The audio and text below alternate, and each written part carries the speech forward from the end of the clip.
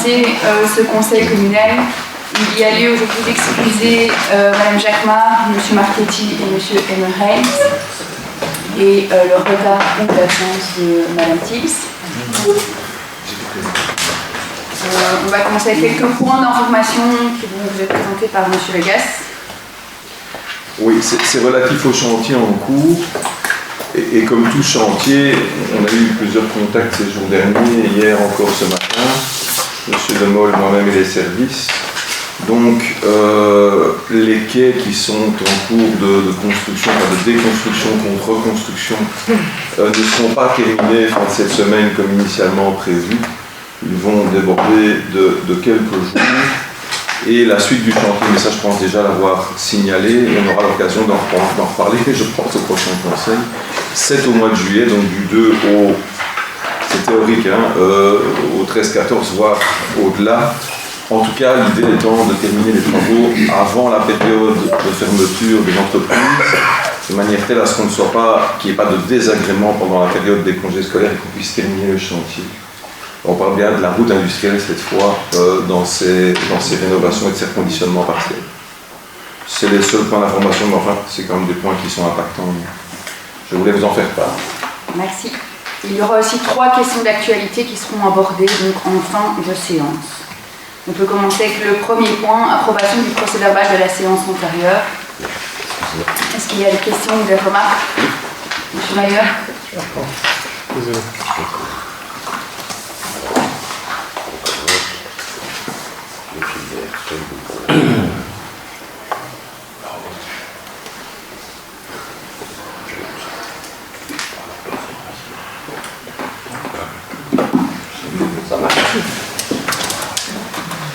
Depuis plusieurs conseils communaux, nous essayons que la population ait accès à un compte rendu de nos réunions reflétant à tout le moins l'esprit de nos échanges, à défaut d'un contenu repris mot à mot.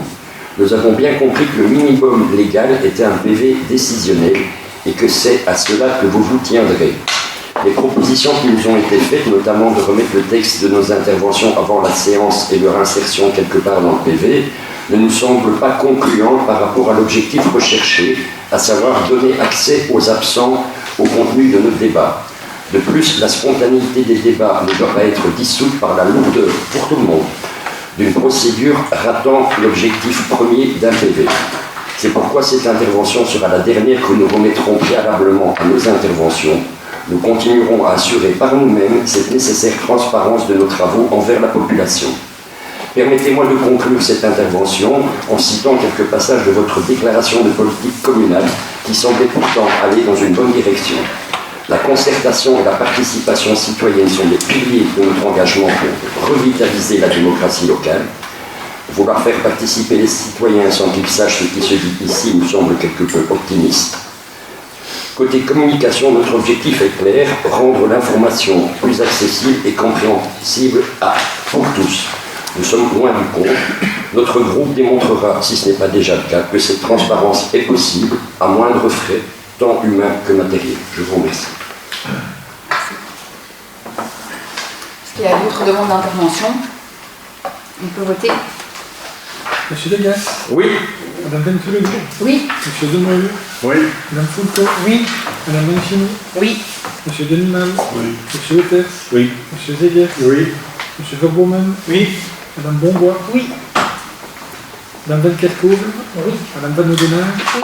Madame Desmarais. Oui. Monsieur Balkenet. Oui. Monsieur Mayer. Oui. Madame Béliard. Oui. Monsieur Zelmans. Abstention. Madame Fulco. Abstention. On peut passer au point suivant qui est un point d'information. Fabrique d'église Saint-Martin de Canastre, composition du conseil de fabrique et du bureau des Marguilliers. Est-ce qu'il y a des demandes d'intervention? Non. On passe au point 3, fabrique d'église protestante de Clabec, 11. Donc, avis favorable. Est-ce qu'il y a des demandes d'intervention, des questions? On peut passer au vote. Monsieur Degas. Oui. Madame Venturelli. Oui. Monsieur Demol. Oui. Madame Fulco. Oui. Madame Mancini. Oui. Monsieur Denimal. Oui. Monsieur Hoters. Oui. Monsieur Zeger. Oui. Monsieur Verbomen. Oui. Madame Bombois. Oui. Madame Van Kerkhove. Pardon, oui. Madame Van Oudenaar. Oui. Madame Desmarais. Oui. Monsieur Balkenet. Oui. Monsieur Mayer. Oui. Madame Béliard. Oui. Monsieur Ezelman. Oui. Madame Foulco. Oui. On peut passer au point suivant. Fabrique d'église Saint-Pierre et Saint-Martin de Bierge, compte 2024, prorogation du délai de tutelle. Est-ce qu'il y a des demandes d'intervention? On peut voter. Monsieur Vegas. Oui. Madame Venturelli. Oui. Monsieur Demoy. Oui. Madame Foulco. Oui. Madame Manchini. Oui. Monsieur Denman. Oui. Monsieur Hopet. Oui. Monsieur Weger. Oui. Monsieur Verbomen. Oui. Madame Bombois. Oui. Madame Van Kerkhoven. Oui. Madame Van Oden. Oui. Madame Demaret. Oui. Monsieur Valkenet. Oui. Monsieur Mayer. Oui. Madame Béliard. Oui. Monsieur Ezelman. Oui. Madame Foulco. Oui. On peut passer au point 5. Intercommunal de mutualisation informatique et organisationnelle, IMIO. Assemblée générale ordinaire du 10 juin 2025. Approbation des points portés à l'ordre du jour. Est-ce qu'il y a des demandes d'intervention? Oui. Monsieur Mayer. Voilà, c'est ça. Pour les différents points qui vont suivre, nous aimerions savoir sur quoi nous allons nous prononcer. Uniquement l'ordre du jour, comme l'indique le titre du point, ou de manière plus globale sur le contenu de la réunion détaillée dans les pièces jointes. Est-il possible que les conseils communaux, après discussion, ajoutent des points à cet ordre du jour? Selon quelle modalité? Comment un groupe politique local qui n'a pas de représentant dans une intercommunale peut-il faire remonter ces questions lors de ses assemblées générales? Par exemple, dans le cas d'IMIO, nous aimerions avoir du réviseur des précisions sur l'augmentation de 77% des productions immobilisées. Dans le cas de la décharge des administrateurs, l'absence de délibération au sein de notre conseil est considérée comme une abstention qui pourrait être perçue par d'aucuns comme un certain désintérêt envers le travail de ces administrateurs. Pour terminer, concernant la rémunération de ces administrateurs, et notre remarque concerne également les autres intercommunales, nous constatons que les plafonds prévus par la loi sont respectés et atteints. Mais un plafond est une limite à ne pas dépasser et pas un objectif à atteindre. Surtout quand il s'agit d'argent public. Je vous remercie. Monsieur Vegas. Je demanderai le cas échéant à Monsieur le Directeur Général s'il veut bien de me compléter. Mais il est évident que nous nous prononçons non seulement sur les points portés à l'ordre du jour, mais aussi sur leur contenu. Puisque le résultat du vote qui intervient ici est reporté en Assemblée Générale et collationné par les instances des différentes intercommunales pour donner ensuite un vote en Assemblée Générale de ces véhicules juridiques souvent constituant une intercommunale, mais parfois il y a d'autres véhicules juridiques, je pense à des coopératives ou des ASBL. Donc, légitimement, on peut imaginer, si vous aviez une demande particulière, qu'elle soit actée et reportée par nos représentants, qui sont déterminés par des clés de répartition résultat des élections, indépendamment des filiations partisanes ou des apparentements. Il se fait que quand les intercommunales ou les pluricommunales sont de petite taille, et ça a été le cas à une autre époque avec une pluricommunale sportive dans la sous-région ici brabançonne wallonne de l'Ouest, même un groupe entre guillemets non apparenté a eu l'occasion d'avoir des représentants en Assemblée Générale et même au Conseil d'administration. Mais dès lors qu'il s'agit d'intercommunales qui regroupent 27 communes, ça devient plus compliqué. Quoique le ministre Dequesne a répondu à une interpellation ou une question parlementaire il y a quelques mois de cela, au lendemain ou au surlendemain des élections communales, en précisant que les différentes listes qui n'avaient pas d'apparentement à des groupes politiques présents en l'occurrence à la région wallonne, au Parlement de la région wallonne, pouvaient néanmoins faire vœu d'apparentement neutre ou blanc ou générique, enfin le terme étant à déterminer, pour ainsi avoir le cas échéant l'opportunité d'avoir des représentants tant à l'Assemblée Générale, voire même le cas échéant, mais tout est une question de rapport, résultat chiffré arithmétique de force, au conseil d'administration, ce qui n'est pas le cas des deux listes, entre guillemets, non apparentées, de manière particratique, dirons-nous, ici au conseil communal de Québec.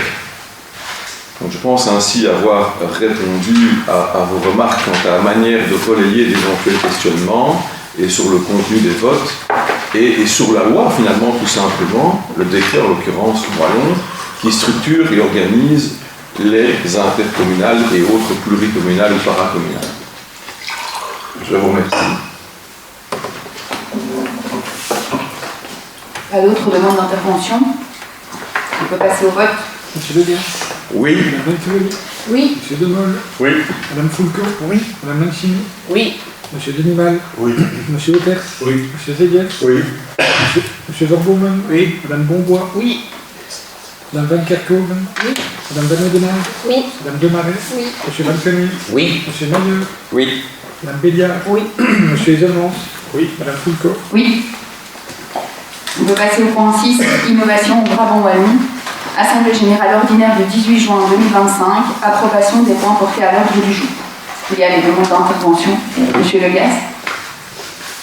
Oui, ben pour faire suite à la remarque sur l'intercommunal précédente, dans ce cas précis, je parle de l'Imbéoué, nous avons volontairement, rappelez-vous, vous en étiez le témoin, soit comme spectateur, soit comme conseiller déjà, je ne sais plus, qu'il est tout à fait possible de demander à des représentants, fût-ils techniciens ou administrateurs, voire présidents d'une intercommunale ou du conseil d'administration, de venir en séance au conseil communal, soit présenter un point particulier du plan stratégique de l'intercommunal ou d'un note de politique générale, voire même, le cas échéant, à l'occasion d'une assemblée s'il devait y avoir un problème.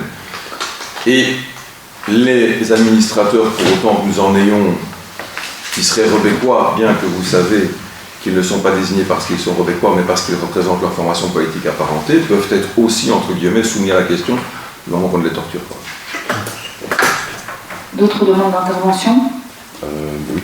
Monsieur Mailleur.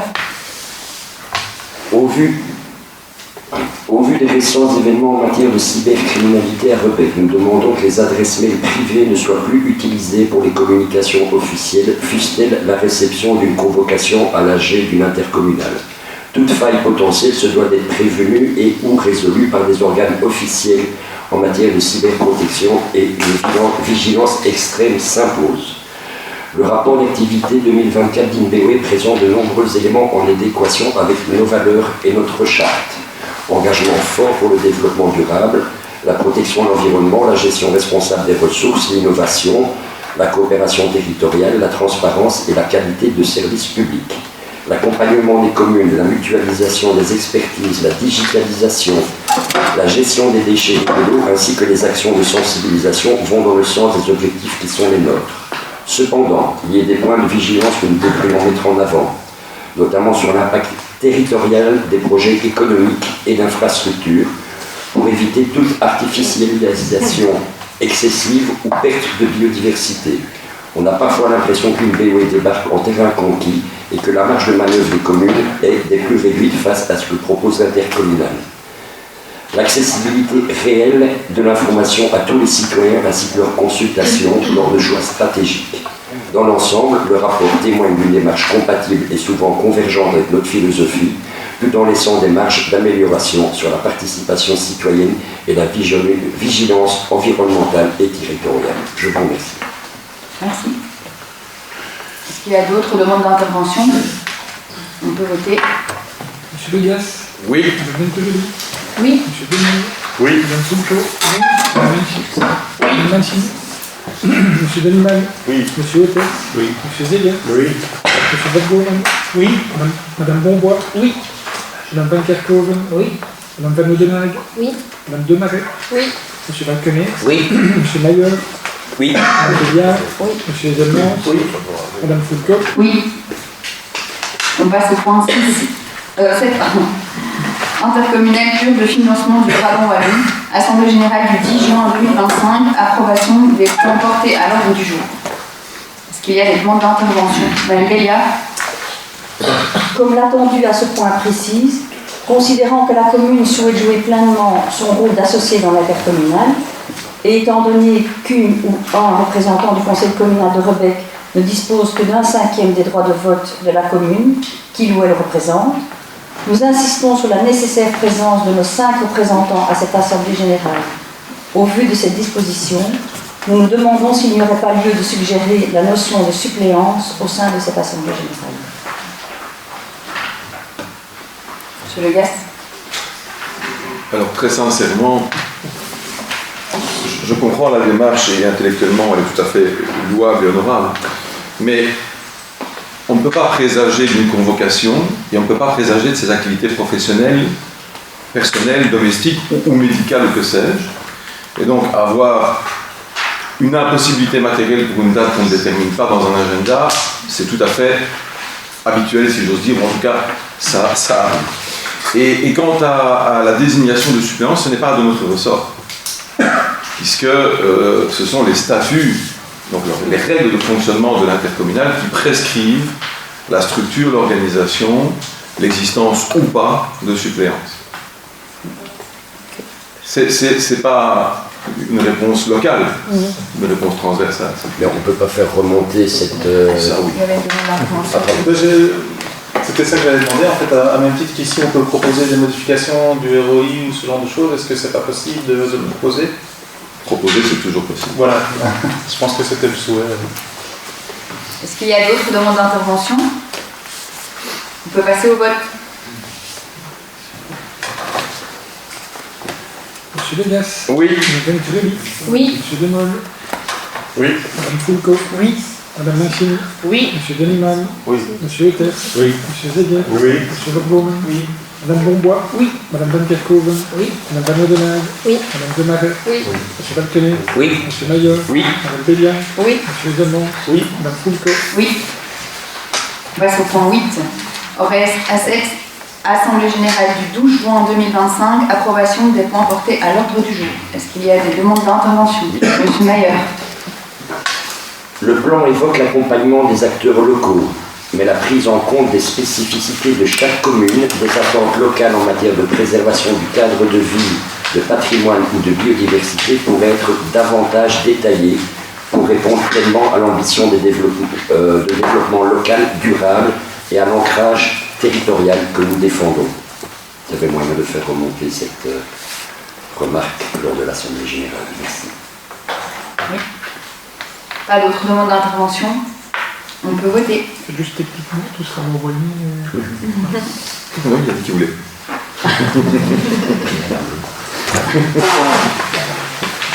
Monsieur Degas. Oui. Madame Turelli. Oui. Monsieur Demol. Oui. Madame Fulco. Oui. Madame Mancini. Oui. Monsieur Deniman. Oui. Monsieur Euters. Oui. Monsieur Zeguet. Oui. Monsieur Verbomen. Oui. Madame Bombois. Oui. Madame Van Kerkhoven. Oui. Madame Van Oudenage. Oui. Madame Demaret. Oui. Pardon. Monsieur Balkenet. Oui. Monsieur Maillot. Oui. Madame Béliard. Oui. Monsieur Zemont. Oui. Madame Fulco. Oui. On peut passer au point 9. Et Fiasco, désignation d'un représentant communal auprès de l'Assemblée Générale. Il y a des demandes d'intervention. Monsieur Legas. Oui. Nous proposons Monsieur Jean-Paul Denimal. Est-ce qu'il y a d'autres demandes d'intervention? On peut passer au vote. Du coup, C'est pas possible. monsieur le candidat. On est d'accord. Pas lui infliger ça, moi. C'est pas... On passe au point 10. Et Fiasco, Assemblée Générale Ordinaire du 12 juin 2025, approbation des points portés à l'ordre du jour. Il y a des demandes d'intervention. Monsieur Mayer. Alors, juste pour bien comprendre les tenants et aboutissants, la commune de Vodec est donc considérée comme une actionnaire d'Etias CO. À ce titre, elle perçoit donc des dividendes. À ce titre, perçoit-elle donc des dividendes issus de l'activité de Etias SA? Si tel est le cas, quel est le montant de ces dividendes perçus par la commune de Vodec en 2024? Merci. Je propose qu'on prolonge la question et qu'on l'adresse à la directrice financière parce que je n'ai pas ce genre d'informations en tête. D'autant que nous avions une commission finance précédemment avec le compte et nous aurions pu lui demander, elle était présente, mais elle nous a quittés. Donc voilà, je propose qu'on lui renvoie la question pour vous donner la réponse précisément. Mais la commune perçoit donc des dividendes? Oui. Ok, c'est déjà Oui, oui. un début de réponse.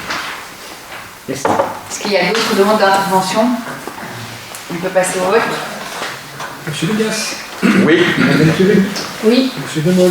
Oui. Madame Fulco. Oui. Madame Mancini. Oui. Monsieur Deniman. Oui. Monsieur Euters. Oui. Monsieur Zeguet. Oui. Monsieur Verbomen. Oui. Madame Bombois. Oui. Madame Van Kerkhoven. Oui. Madame Van Oudenage. Oui. Madame Demaret. Oui. Monsieur Balkenet. Oui. Monsieur Maillot. Oui. Madame Béliard. Oui. Monsieur Zemont. Oui. Madame Fulco. Oui. On passe au point 11. Société Wallonne des Eaux, approbation des points portés à l'ordre du jour de l'Assemblée Générale Ordinaire du 27 mai 2025. Est-ce qu'il y a des demandes d'intervention? Oui. Monsieur Mayer. L'année écoulée a été fortement marquée par la découverte de taux de PFAS préoccupants dans plusieurs communes desservies par les SWDE. Nous aimerions que soit posée la question lors de cet AG de savoir si des zones d'interdiction d'épandage d'intrants agricoles contenant des PFAS sont prévues autour des zones de captage. Nettoyer c'est bien, ne pas salir c'est mieux. On peut poser la question. Merci. Je souhaiterais intervenir, Oui, mais pas en réponse à la remarque de M. Maillard, puisqu'elle sera relayée par nos représentants au jour de l'Assemblée générale, tel est son souhait. Mais concernant le report des votes, je voulais juste corriger quelque chose qui a été dit tantôt. Dès le moment où le Conseil communal a délibéré, il suffit d'une personne sur les 5 représentants présents pour reporter le résultat du vote qui est intervenu au Conseil communal. Ok, donc pas un cinquième. Ok. Donc la défaillance de l'un ou l'autre qui n'a pas de suppléant parce que ce n'est pas prévu n'impacte pas notre représentation et notre report de vote. C'est valable pour tous les points qui ont précédé. Merci. Pas d'autres demandes d'intervention. On peut passer au vote. Monsieur Vegas. Oui. Madame Turelli. Oui. Monsieur Denol. Oui. Madame Fulco. Oui. Madame Mancini. Oui. Monsieur Denimal. Oui. Monsieur Hauter. Oui. Monsieur Weber. Oui. Monsieur Verbomen. Oui. Madame Bombois. Oui. Madame Van Kerkhoven. Oui. Madame Van Oudenage. Oui. Madame Desmarais. Oui. Monsieur Van Kenner. Oui. Monsieur Mayer. Oui. Madame Béliard. Oui. Monsieur Ezelmans. Oui. Madame Fulco. Oui. On passe au point suivant. Panathlon Wallonie-Bruxelles, Assemblée générale ordinaire élective du 18 juin 2025. Approbation des points portés à l'ordre du jour. Est-ce qu'il y a des demandes d'intervention? Exceptionnel. On peut passer au vote. Monsieur Vegas. Oui. Madame Van Turelli. Oui. Monsieur Demol. Oui. Madame Fulco. Oui. Madame Mancini. Oui. Monsieur Denimal. Oui. Monsieur Hauter. Oui. Monsieur Zeger. Oui. Monsieur Verbomen. Oui. Madame Bombois. Oui. Madame Van Kerkhoven. Oui. Madame Van Oudenage. Oui. Madame Desmarais. Oui. Monsieur Valkenis. Oui. Monsieur Mayer. Oui. Madame Béliard. Oui. Monsieur Ezelmans. Oui. Madame Fulco. Oui. On passe au point suivant. Commission communale de l'accueil, désignation des représentants communaux. Monsieur Laguerre. Oui, donc il manquait les suppléants. Apparemment, c'est une nécessité impérieuse aux yeux de la Fédération Wallonie-Bruxelles et ils ne peuvent pas fonctionner sans. Donc là, puisqu'on a l'occasion, on en met. Nous allons donc proposer Julie Jacquemart, Claudia Mancini et Amaury Verbomen. Ne demandez pas qui est suppléant de qui, parce que ça, je ne l'ai pas précisé. Donc Julie, Claudia, Henri. C'est bien ça. Est-ce qu'il y a des demandes d'intervention? Oui, Madame Desmarais. Est-ce que c'est vraiment nécessaire de voter pour ce genre de choses, puisque les suppléants sont désignés? On peut considérer l'unanimité. Bah oui. Ben non, de nouveau, Non, mais quand on a il y le a nombre pas de de- candidats par rapport... donc la législation a changé, quand il y a le nombre de candidats par rapport au poste à pouvoir, il n'y a pas de vote, sauf si le conseil le demande. Ah, Et on ok. peut même demander de le faire à un bulletin bulletin secret. secret. Donc Ok. ça, j'avais remis chaque fois dans les, Oui. dans les modalités. Donc, Ah, d'accord. Désolée. Du coup, on peut passer au point suivant. Habitation sociale du Roman Raïs. Convention cadre, arrêté du gouvernement wallon du 27 du 2 2014 relatif aux références sociales et aux conditions d'accompagnement des ménages accompagnés. Est-ce qu'il y a des demandes d'intervention? Madame Béliard. Nous aimerions que soient plus détaillées les actions individuelles, collectives et communautaires envisagées en matière de, je cite, pédagogie de l'habité. Une collaboration avec le PCS et ou le CPAS est-elle envisagée? Monsieur Legas. En l'absence de M. Marchetti, je vais répondre à cette question pour le compte du collège. Alors, sur les actions individuelles, je ne peux pas, et nous ne pouvons pas quelque part vous répondre, vous comprendrez pourquoi. Sur les collaborations, de fait, elles sont déjà actives et elles fonctionnent déjà très bien, puisque nous avons un service logement, ce n'est pas le cas dans toutes les communes, je parle d'un service communal du logement, alors quand je dis un service, il n'y a pas 14 personnes, hein. On est bien d'accord. Il y a un référent, oui, on le dira plutôt comme ça, qui travaille en collaboration étroite avec les assistants sociaux et non moins en collaboration avec le plan ou le service de cohésion sociale. Nous avons également sur notre commune un comité dit logement, qui est un comité composé de conseillers communaux et CPS, avec les deux référents, enfin les référents que je viens d'évoquer, tant du CPS que de la commune, qui interagissent non seulement à l'occasion, le cas échéant, d'attribution de logements pour les logements dont nous sommes propriétaires mis en location, mais aussi prochainement pour la note de politique générale relative spécifiquement au logement, qui sera ou pas intégrée dans le PST. Le choix n'a pas encore été opéré. Est-ce qu'il y a d'autres demandes d'intervention? Madame Kerkoven. Le micro. La société perçoit un subside de 789 € par ménage accompagné. Ce montant est ensuite réparti de la manière suivante. 394 € pour la société, 394 pour le partenaire. 5 ans. Oui. Si tu veux, oui, effectivement. C'est pour la balance carrée. À quoi ce montant est-il consacré par la commune? Monsieur Le Gaz. Alors, c'est un subside et en comptabilité communale, il n'y a pas de contraction ou de compensation. Donc on justifie d'action pour percevoir le subside, mais il n'est pas réalloué après à ce à quoi on l'a justifié. Que les choses soient claires. Mais c'est évidemment en lien avec le service qui est rendu. Sans ça, on ne pourrait pas le justifier et l'obtenir. Ici, l'opérateur, c'est la société, donc la SLSP, la Société de logement de service public, la ville des habitations du Roman Pays, et c'est eux qui rentrent les documents auprès du pouvoir subsidiaire, dans le cadre de la convention. Je ne sais pas si j'ai répondu. Oui et non. J'ai bien compris que ça, voilà, ça pouvait partir vers d'autres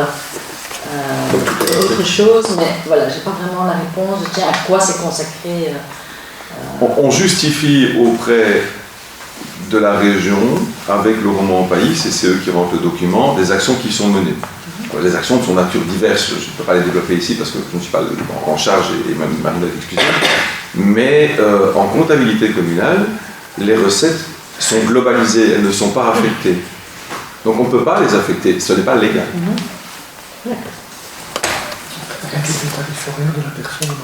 Oui, rien qu'avec le tarif horaire des personnes qui s'occupent effectivement des secteurs, on justifie déjà des actions qu'on mène. Est-ce qu'il y a d'autres demandes d'intervention? On peut passer au vote. Monsieur Legas. Oui. Madame Trulli. Oui. Monsieur Demolle. Oui. Madame Foulco. Oui. Madame Manchim. Oui. Monsieur Ganimard. Oui. Monsieur Oters. Oui. Monsieur Zeguet. Oui. Monsieur Verbomen. Oui. Madame Bonbois. Oui. Madame Van Kerkhoven. Oui. Madame Van Oudenade. Oui. Madame Demarais. Oui. Monsieur Balkener. Oui. Monsieur Mayer. Oui. Madame Béliard. Oui. Monsieur Edelman. Oui. Madame Foulco. Oui.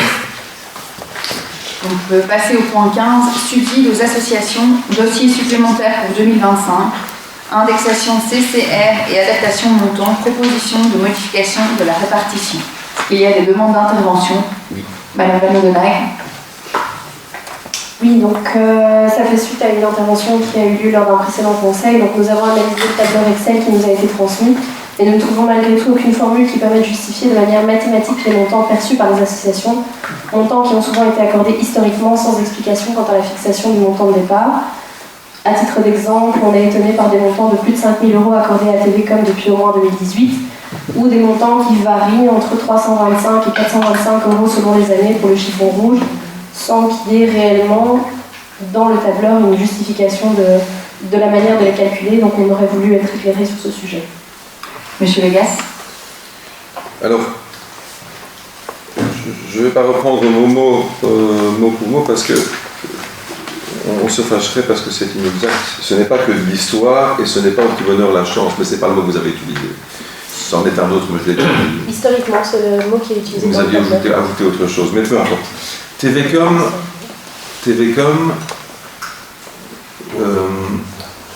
c'est des décisions d'assemblée générale prises sur proposition du conseil d'administration, fonction du nombre d'habitants. Comme dans d'autres intercommunales, pluricommunales ou paracommunales. Donc ce sont des montants qui sont déterminés, figés et décidés dans ces institutions et qui nous sont répercutés. Alors évidemment, dans certains cas c'est contraignant, dans d'autres ça ne l'est pas. Sachez que pour TVcom par exemple, ils réclament et ils sont demandeurs de majoration de ce montant depuis de nombreuses années. Certaines communes ont accédé à leur demande et donc il y a, je dirais, des rythmes différents. Je ne connais plus le nombre de centimes par habitant par cœur en fonction de 2 ou 3 catégories de communes, mais ça s'est fait effectivement au niveau de l'Assemblée générale du conseil d'administration. Il y a une logique que moi, en tout cas que certaines communes, un nombre important de communes d'ailleurs, et de plus en plus important malheureusement, ne veulent pas suivre, parce que la capacité financière d'une commune n'est pas l'autre, la capacité fiscale et l'assiette fiscale d'une commune n'est pas l'autre, et la situation économique d'une commune n'est pas l'autre, et demander un montant identique pour un, excusez-moi la caricature, pour un Lannoy ou un Tubisien, ça n'est pas très correct. Donc nous sommes restés, et nous avons tenu à rester sur le montant originel, appelons-le historique, déterminé par l'Assemblée générale de l'époque, et ça nous ramène sans doute 12, 15 ou 20 ans en arrière. Je crois que ce montant n'a pas beaucoup augmenté. Il y a d'autres pouvoirs subsidiants pour les TV communautaires. Les communes ont des capacités financières, mais ce ne sont pas toujours les communes qui doivent cracher au bassinet. Dans d'autres pouvoirs publics ont des difficultés financières pour subsidier leurs opérateurs culturels ou médiatiques. Et j'en arrive ainsi au CCR, au Centre culturel de Rebec. Là, c'est contraignant. C'est une triangulaire avec la province et la Fédération Wallonie-Bruxelles, ou la communauté française. C'est conçu, signé, conventionné dans un document formel et officiel contre-signé, et c'est décidé au niveau de la communauté française et imposé. La province participe à concurrence d'un ratio que je n'ai pas en tête, 10 000 €, et la commune doit apporter ce que la province n'apporte pas pour faire jeu égal avec ce que la communauté apporte. Je ne sais pas si je me suis bien fait comprendre. Donc, là encore, il y a une règle, une norme, un calcul, et là, de surcroît, il s'impose à nous. Et je peux ainsi évoquer toutes sortes d'autres acteurs parapublics, intercommunaux ou paracommunaux. Quand on en vient aux acteurs strictement associatifs intracommunaux, il y a une grille avec des formules et des calculs, à tout le moins assurément pour ce qui concerne le sport. Et là, de mémoire, je n'ai pas tous les critères en tête, malheureusement M. Emmerich est absent, je ne suis pas sûr qu'il les aurait en détail en tête, mais en tout cas c'est tellement mieux que moi, c'est le nombre d'adhérents, la mixité éventuelle, etc., etc. Donc le fait de jouer en fédération ou de jouer en corpo ou de ne pas jouer d'ailleurs du tout, etc. Donc il y a des normes, des règles. Alors peut-être, sans doute, et là je ne vous donnerai pas complètement tort, dans certains autres secteurs, je pense au folklore, il y a sans doute des règles qui sont moins pointues, moins précises et moins affinables, par définition, si je peux me permettre l'expression. Mais, par exemple, pour prendre une autre norme, toutes les associations reconnues et qui se sont données à connaître, a fortiori, ont une gratuité de salle, et s'ils ne la prennent pas, ils ont une majoration de leur subside de, je crois que c'est 75 € de mémoire. Donc il y a quand même une série de règles, et il y a un vrai cadre qui a été établi au fil des ans, parce qu'on est pragmatique, on vit dans du local, et on doit tenir compte de cette sensibilité, de cette difficulté locale. Tout n'est pas codifiable jusqu'au dernier cas. Peut-être que le tableau que vous avez reçu ne permet pas de détecter l'antépénultième règle et toute l'historicité, mais il y a des codes, des règles, et ça n'a pas été fait à la tête du client, si je puis me permettre. Mais je n'ai pas dit que vous avez dit quelque chose de tel. Voilà pour les réponses que je puis apporter. Est-ce qu'il y a d'autres demandes d'intervention? Monsieur Mayer? Afin d'éviter que ce genre de point ne se retrouve à l'ordre du jour de manière récurrente, comme ce fut le cas lors de la législature précédente, je ne parle pas d'indexation du CCR, comme ce fut le cas lors de la législature précédente, avec le surcroît de travail préparatoire que ça occasionne à monsieur le directeur général et au service, nous demandons que les remarques précédentes de la tutelle soient enfin prises en compte, en substance et précises, la nécessité d'assurer également l'égalité de traitement des associations et sociétés demandeuses par la fixation d'un formulaire unique de demande de subside, ça c'est bon, mais précise aussi la détermination d'une date limite commune pour l'introduction de ce formulaire auprès des services communaux. Par ailleurs, le montant de 5 600 € accordé en sus des subsides de la Fédération Wallonie-Bruxelles à TVCom, on y revient, nous pousse à vous suggérer de négocier avec notre média de proximité qu'il assure la retransmission, en direct ou non, des conseils communaux, comme cela se fait à Braine-le-Comte, Tournai ou Morlanway. Je vous remercie. Alors, Tournai, Braine-le-Comte et Morlanway ne sont pas couverts par TVCom.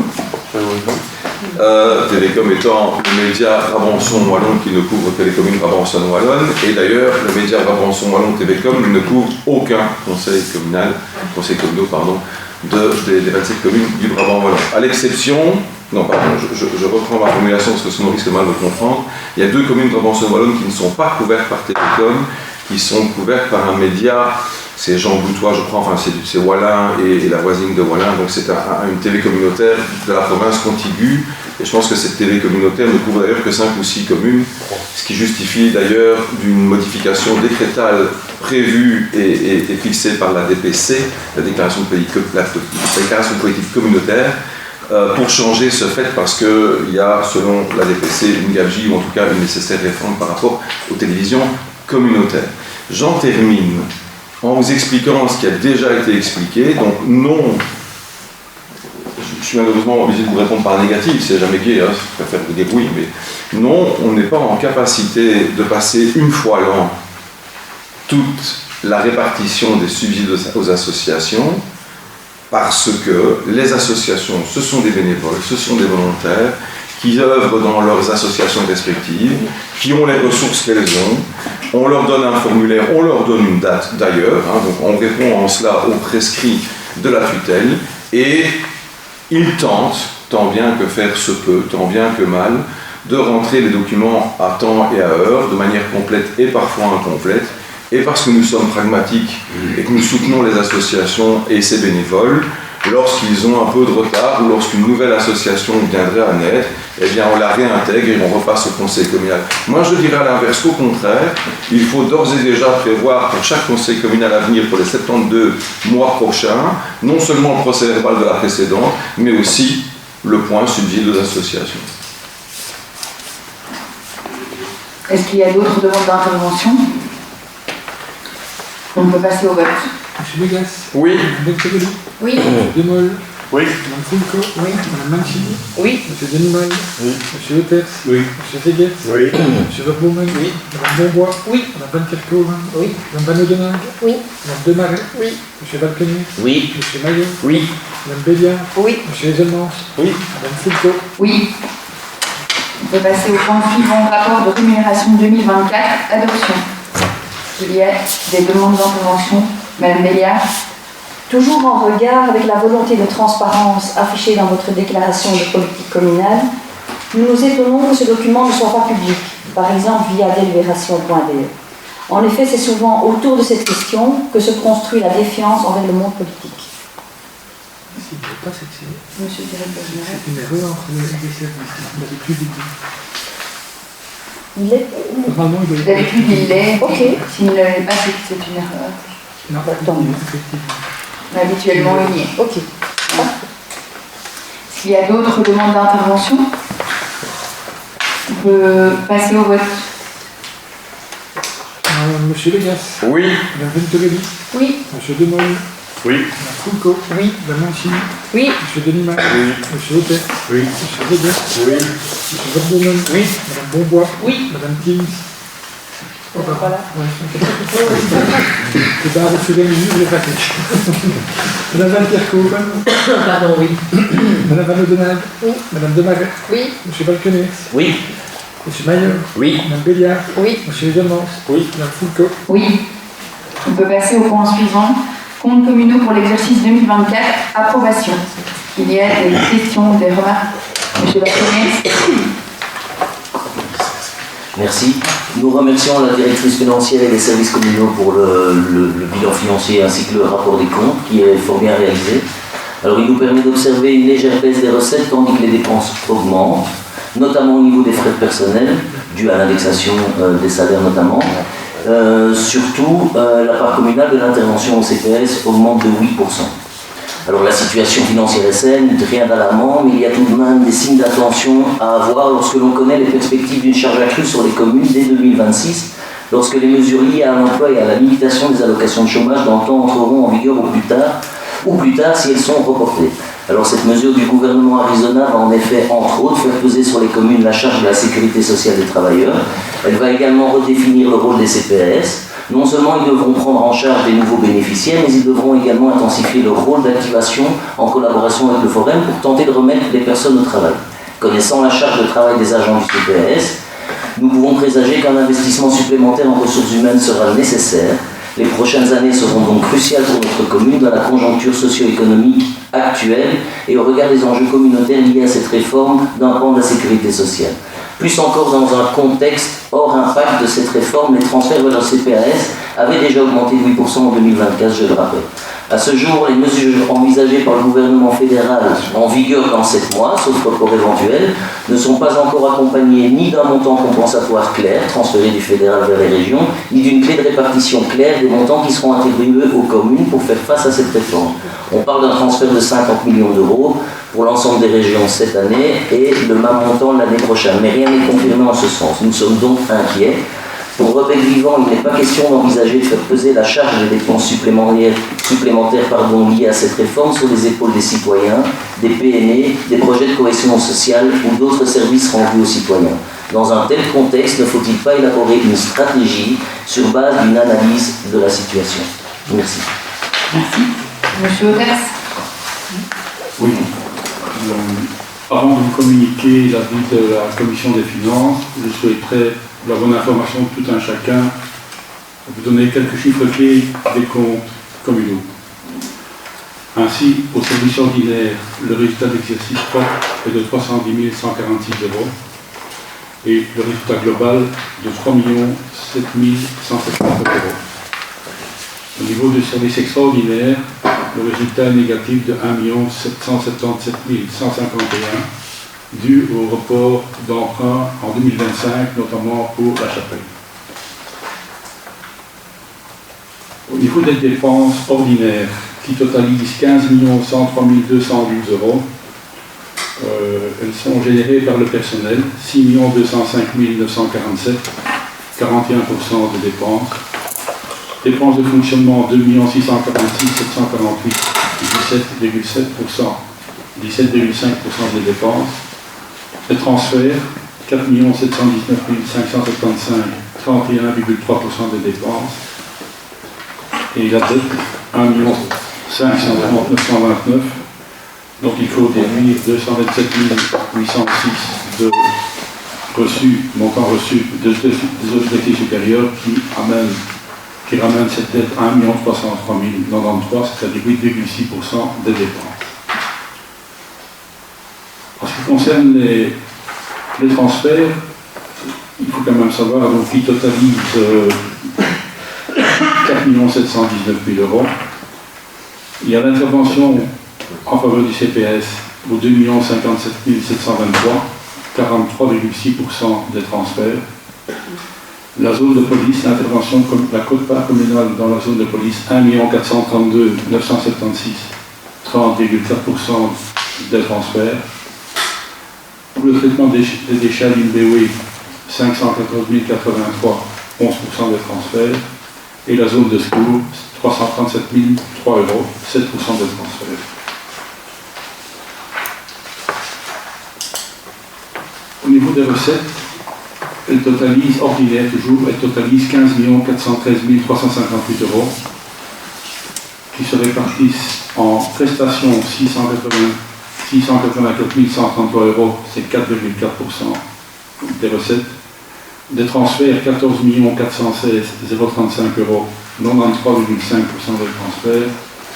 La dette, quant à elle, est de 313 189. Et ici, la dette, en fait, c'est une dénomination d'un article qui traduit en fait les dividendes de fournisseurs d'énergie, et donc qui représente 2% des transferts. En ce qui concerne les transferts, le détail vaut quand même la peine d'être donné. Au niveau des taxes additionnelles, donc les transferts c'est 14 416 000 euros. Les taxes additionnelles s'élèvent à 7 690 156, 53% du transfert. Le fonds des communes, 3 55 893, 21% des transferts. La taxe locale, 1 465 045, 10% de transfert. Et les subsides, 1 463 988, 10% de transfert. Au niveau des taxes additionnelles, qui totalisent 7 690 155, comme je dis. Elles sont générées par l'IPP pour 4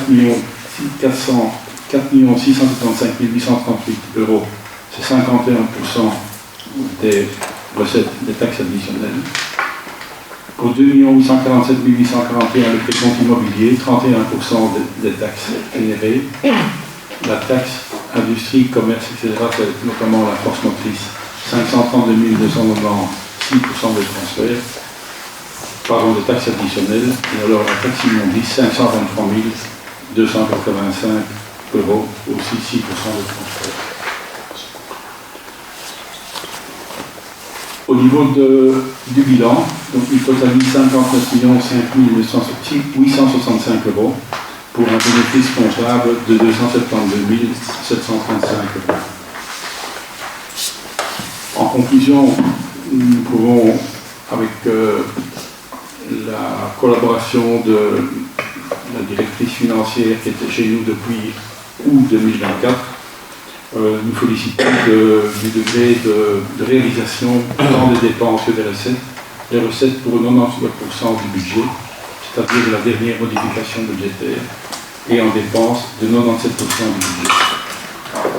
Il y a quand même des points d'attention qui ont été retenus, c'est-à-dire au niveau des finances du CPS, dont on a parlé tout à l'heure, au niveau de l'impact potentiel de la limitation des allocations de chômage, de l'endettement à surveiller dans le cadre d'éventuels projets à venir, ainsi que la dotation de la zone de police, qui va probablement augmenter du fait de la construction de l'agrandissement de la zone de police, qui va accueillir la zone de police.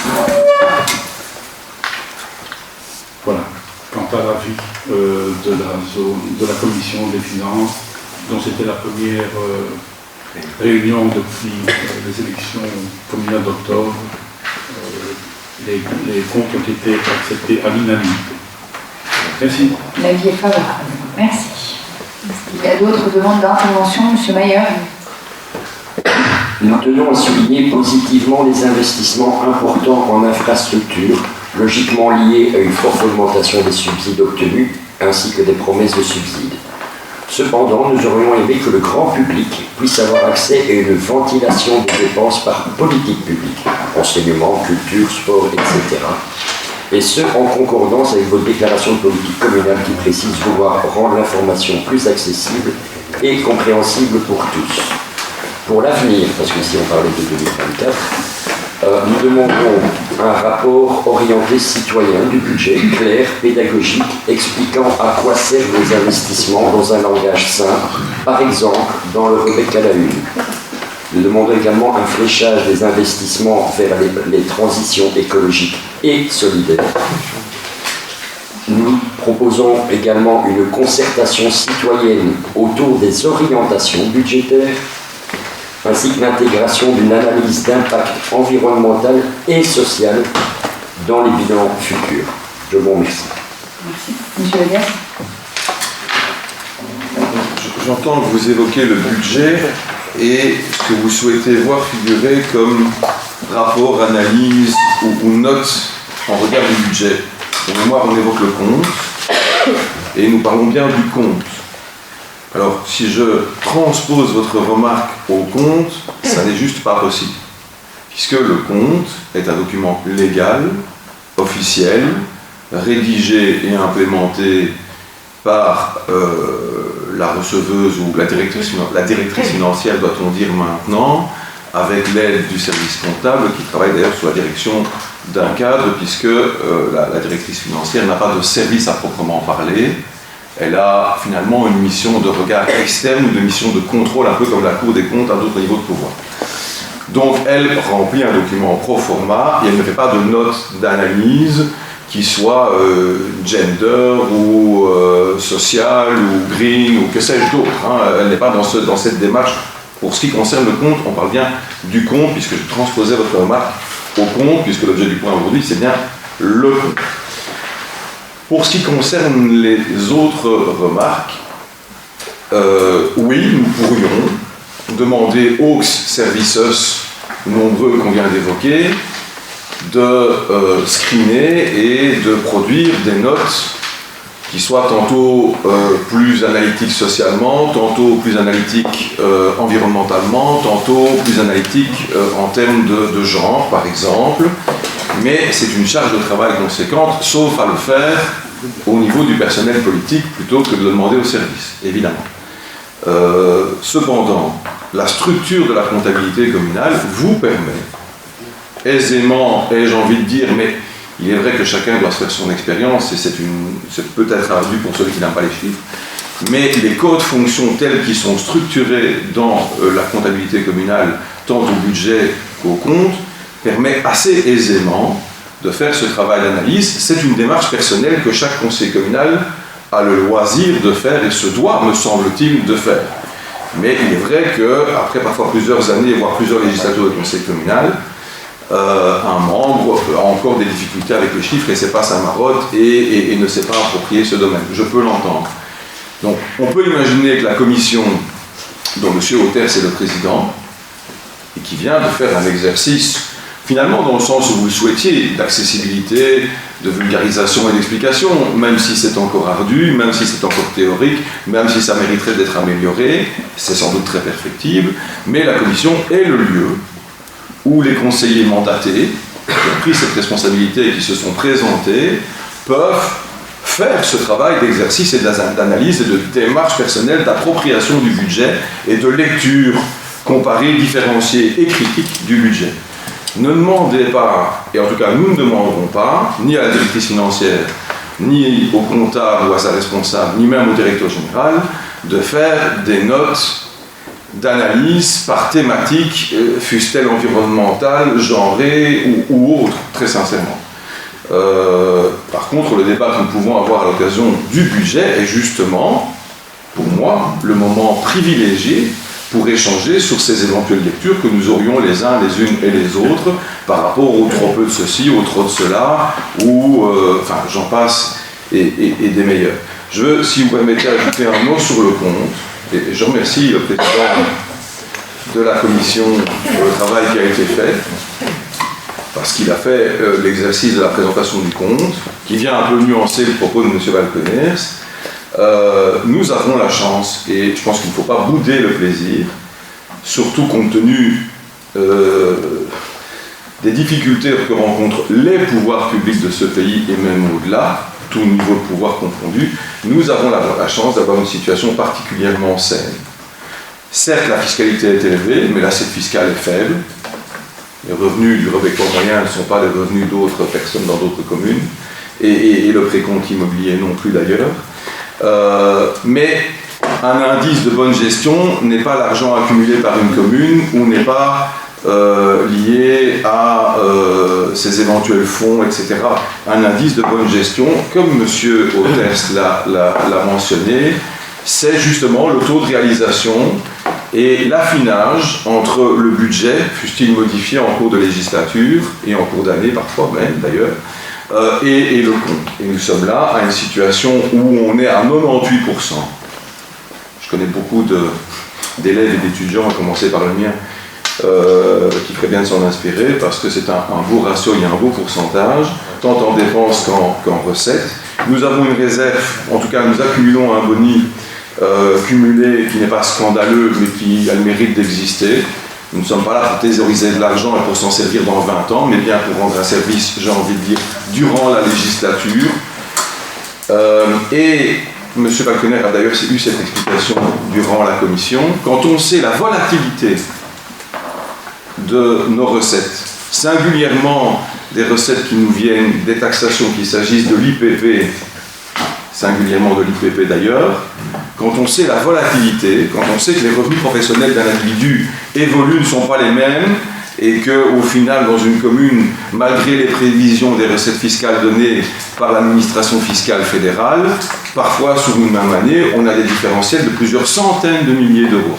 Monsieur le directeur général rappelait tout à l'heure en commission qu'une année, nous avons eu un différentiel de près d'1,5 million d'euros de recettes sur un budget à l'époque qui n'était pas de 15 ou de 16 millions, mais qui était de 12 millions. C'est très très très impactant, alors que nous on nous demande d'avoir un budget à l'équilibre et de rentrer à la région wallonne sous peine de sanctions le cas échéant, un budget à l'équilibre. 1 million de différentiel sur les recettes à l'IPP, c'est 10 emplois temps plein en moins du jour au lendemain le cas échéant. Donc voilà, pour prendre la mesure de la difficulté, et c'est pas la difficulté rebecquoise, c'est une difficulté qui vaut pour d'autres communes, la difficulté d'établir un budget et d'avoir des analyses fines quand on a ce type de volatilité au niveau des recettes. À titre d'exemple. Et j'en resterai là parce que je pourrais vous en dire beaucoup plus sur les chiffres encore.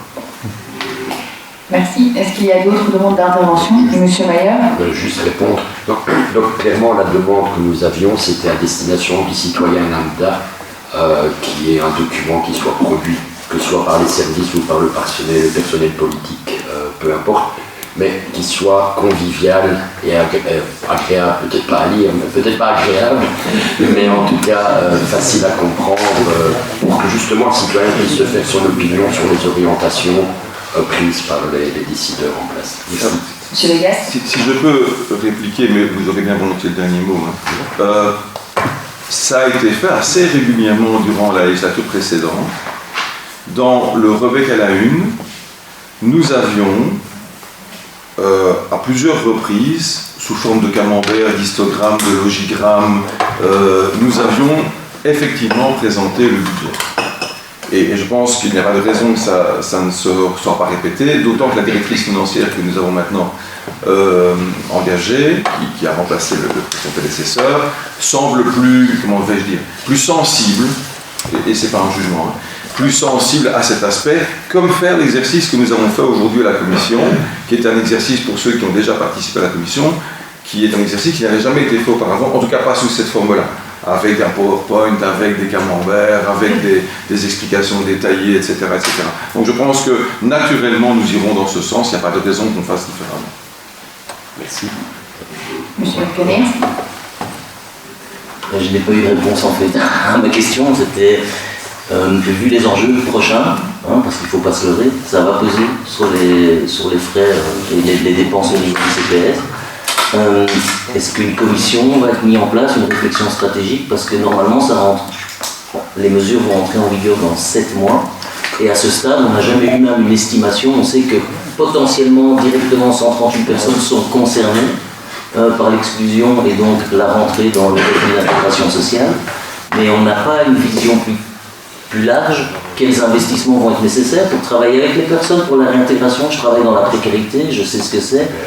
Il ne faut pas se leurrer, il y a des personnes, ça ne va pas être simple de les remettre au travail, donc il faut mener une politique sociale.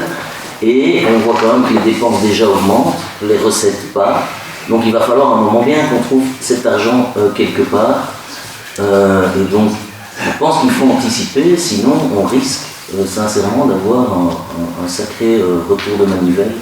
Surtout dès lors que si vous avez lu le rapport des comptes, on voit bien que visiblement le gouvernement fédéral navigue à vue, a surestimé un bon nombre de ses recettes et des retombées positives, notamment de l'exclusion des personnes du chômage. Donc personnellement, avec le groupe Rebec Vivant, on n'a pas envie de naviguer à vue ou de gouverner comme des ingénieurs qui visiblement sont passés à côté de la copie au niveau du fédéral et de vivre un accident ici au niveau local, surtout dans le contexte actuel. Merci. Monsieur Vegas. J'ai quitté le Parlement fédéral cet après-midi et je ne pensais pas relancer le débat qui se déroulait là-bas. Et donc, comme ce n'est pas le lieu, je ne vais pas faire le débat qui doit se dérouler au Parlement fédéral, ici, dans le Conseil communal. Les pouvoirs publics locaux ont toujours, de tout temps, toutes législatures successives confondues, et les dernières législatures n'ont pas été plus faciles que cette dernière, ont toujours, toutes les décisions qui ont été prises, que ce soit à la région, à la communauté ou à l'État fédéral, ont impacté les communes. Depuis que je suis mandataire communal, ça date maintenant, malheureusement, enfin, heureusement c'est suivant, l'Union des villes et communes, son président, et je me souviens d'ailleurs de Paul Furlan, qui a été président, feu Paul Furlan, un camarade, un ami, disait déjà toutes les difficultés que rencontraient les communes et tous les reports de charges que les niveaux de pouvoir successifs supérieurs renvoyaient vers les communes. Alors, c'est pas parce que l'Union des villes et communes crie a la difficulté depuis 20 ans qu'elle n'est pas plus aiguë de fois en fois. Vous citez ici un exemple, je pourrais en citer d'autres, de cette législature-ci au niveau communautaire, au niveau régional, au niveau fédéral, ou même de la précédente.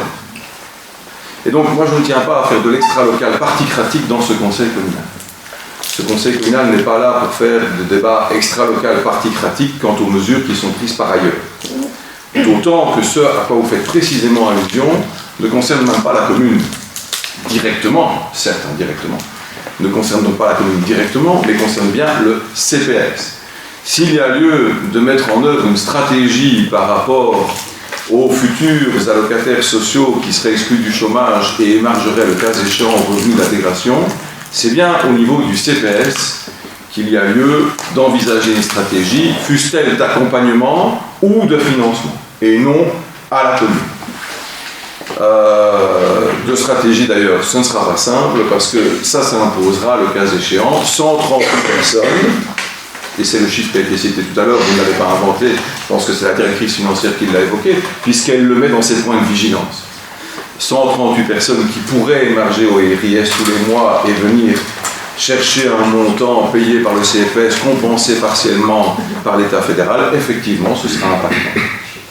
Et donc je vous invite à faire passer le message auprès du conseiller ou de la conseillère CPS qui représente votre groupe pour qu'elle pose la question, le cas échéant, au bon endroit. Monsieur Aubert. Il faut aussi souligner qu'il y a un comité de concertation commune CPS où ce genre de perspective est analysé de bon cœur. Merci. Est-ce qu'il y a d'autres demandes d'intervention? On peut passer au vote. Monsieur Legas. Oui. Madame Venturelli. Oui. Monsieur Demol.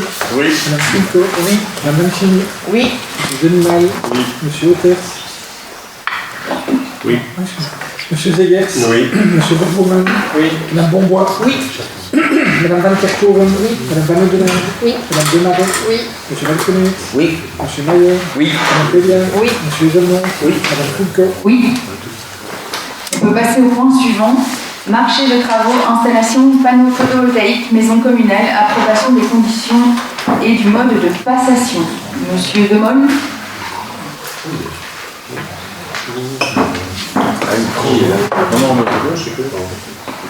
Donc ici c'est un marché de travaux pour l'installation de panneaux photovoltaïques supplémentaires, puisqu'il en existe déjà sur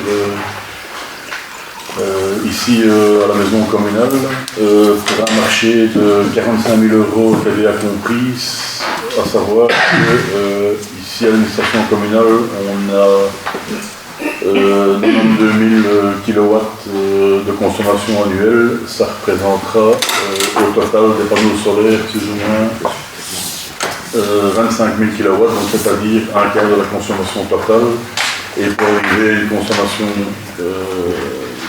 une production qui correspond à la consommation, on a le projet de turbine hydraulique qui, lorsqu'elle sera installée dans un avenir plus ou moins proche lointain,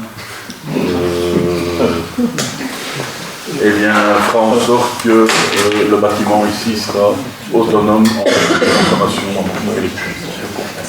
Quand je dis proche lointain, enfin oui, actuellement le dossier avance, le dossier est en bonne voie et voilà, il faut savoir que le bâtiment est classé et autres, donc, mais ça avance à son rythme et c'est quelque chose que clairement on veut voir avancer. Merci. Est-ce qu'il y a des demandes d'intervention? Madame Van Oudelaar. Forcément. Alors, nous avons plusieurs questions concernant ce marché, je vais peut-être les poser les unes à la suite des autres. Donc, avec les avancées technologiques, on se demandait s'il y a une étude de faisabilité technique et économique de l'installation d'un système de stockage de type batterie. On s'interrogeait aussi sur le risque de décrochage des panneaux dans les quartiers avoisinants en vue du nombre de panneaux installés. On souhaitait savoir également si le marché inclut un contrat de monitoring et de maintenance. Et puis il y avait plusieurs questions concernant le cahier de charges.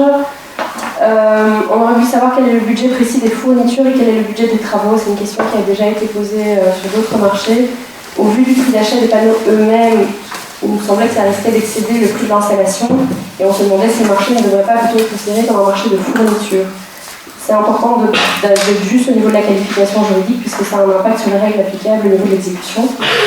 Et ensuite, toujours concernant le cahier de charge, on se demandait si la réception de l'installation était incluse dans le marché ou s'il s'agissait d'une prestation distincte qui fera l'objet d'un bon de commande distinct auprès d'un organisme tiers. Monsieur De Gaulle.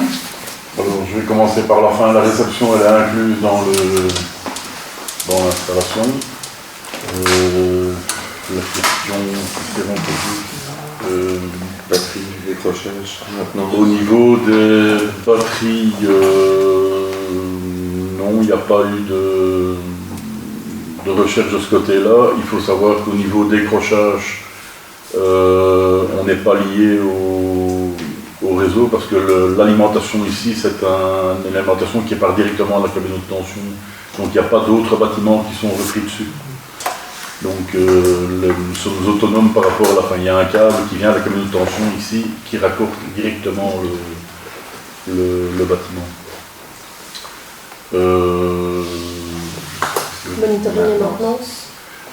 La maintenance, honnêtement, ça, je ne sais pas vous répondre. Et alors les montants respectifs, fournitures et travaux, la qualification du marché. Je suppose que les services sont faits, ici je leur ai bien, on leur a bien demandé, les services sont attentifs à ça. Si eux mettent que c'est un marché de travaux, c'est que ici, en tout cas dans le cas, il y a le marché de travaux, c'est l'achat des panneaux plus le placement. C'est vrai que c'est étonnant de considérer que le placement est plus coûteux que les panneaux eux-mêmes. Ça dépend de la configuration. Ici, dans le cas ici, le placement, pour moi, est plus coûteux que les panneaux. Vu l'installation et vu la configuration du bâtiment. Monsieur Zemans. Moi, j'ai aussi plusieurs questions sur le cahier des charges. Je voulais d'abord juste savoir si vous avez fait une étude de faisabilité par un bureau externe avant de faire l'installation ou si c'est uniquement avec le service interne. Le service interne. Donc, la première question concernait la garantie. Je vois que vous avez demandé une garantie de 12 mois et je me demandais pourquoi, puisque en pratique on demande souvent 24 mois et on a aussi dans le photovoltaïque, vous le demandez d'ailleurs dans les clauses techniques, on a souvent une garantie de 5 ans, voire 10 ans sur le matériel comme garantie standard, et 25 ans sur les garanties de production. Certaines marques font même 25 ans en garantie standard. Du coup, en fait, vous vous bloquez un petit peu en mettant cette garantie-là. Et donc, juste pour partager ce qu'on a fait du côté de Nivelles, on a mis en fait une garantie de 24 mois, sauf garantie supérieure proposée dans les clauses techniques. Et on a mis une cote sur les clauses techniques au niveau de la garantie. Donc l'attribution ne se fait pas que sur le prix. C'était un moyen de profiter d'un meilleure garantie sur le matériel. Donc, voilà, je partage l'info. Au niveau de la production, je vois que vous avez donc voulu atteindre 50% du total des heures pleines, mais vous prenez le bilan annuel.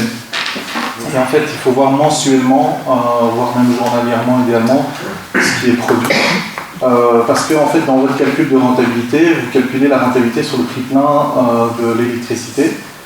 Et en réalité, si vous ne consommez pas directement votre énergie, ben à ce moment-là, elle est réinjectée sur le réseau, c'est pas du tout le même tarif, on est à 3 centimes du kilowattheure au lieu des 32 centimes.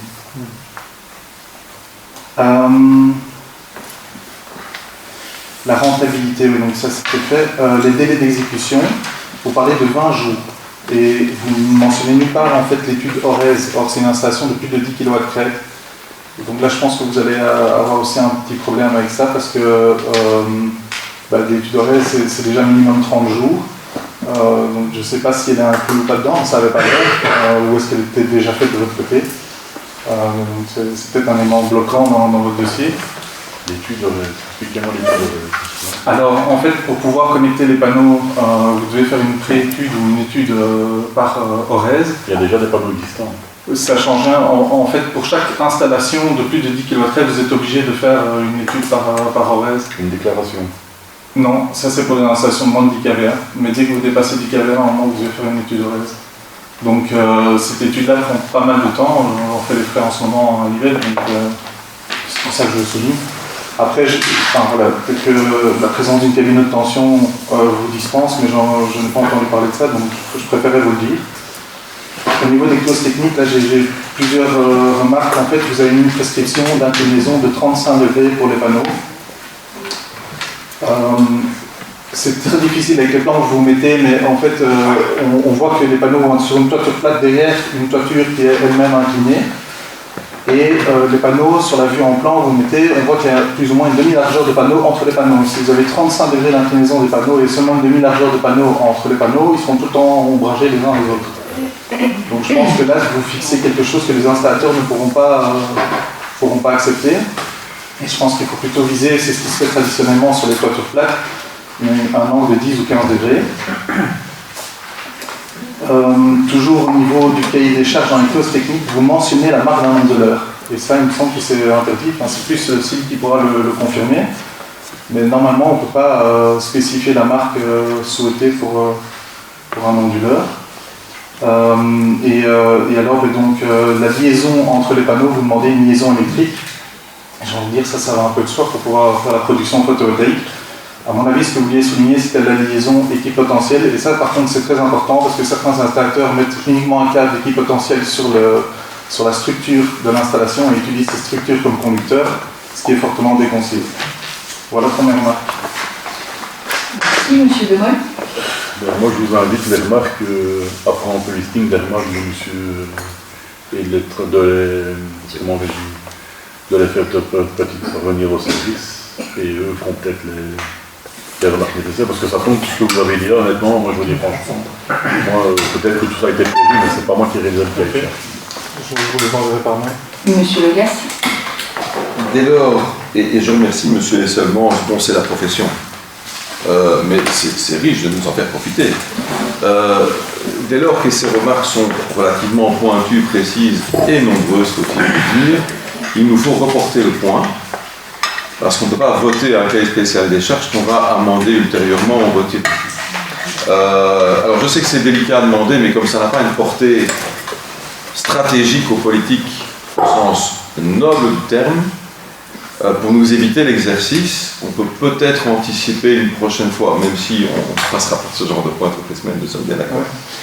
Je ne sais pas si mon propos est clair, mais non pas que je veux vous empêcher d'intervenir au conseil communal et de faire preuve de votre expertise, mais pour ne pas se retrouver dans la situation où on reporte un point. On peut très bien aménager un cahier spécial des charges en séance, mais encore faut-il qu'on ait les remarques préalablement, et à ce moment-là on ne perd pas le mois.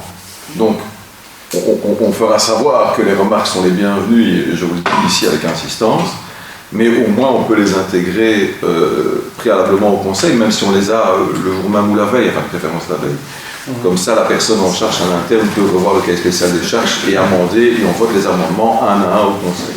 Mais c'est compliqué aussi parce qu'il y a les fameux 10 jours, nous on reçoit. C'est toute une chaîne. Hier soir à 9h30, tout à fait honnête, donc c'est vraiment derrière nous. Les remarques, il faut, comme vous dites, si on pouvait les avoir en amont, mais il faut les avoir les remarques, il faut les vérifier, il faut les contrôler. Peut-être bien qu'il y a des remarques que vous avez faites qui sont dedans, parce que lui, je fais quand même on fait une synthèse du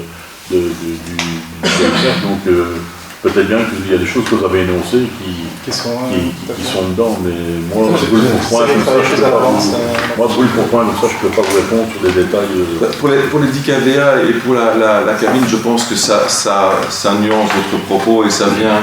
Mais je n'en ai pas la certitude, très sincèrement, c'est pas remonté. Donc, on propose qu'on reporte Madame la Présidente le point. Si vous êtes d'accord, on va reporter le point. Et du coup, on peut passer au point suivant.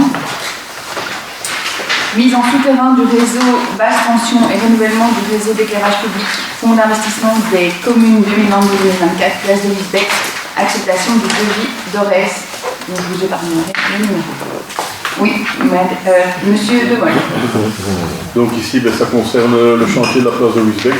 Donc c'est la mise en souterrain du réseau électrique pour un montant de 199 000 €, ainsi que le placement de l'éclairage public pour un devis d'un montant de 34 323 € hors TVA.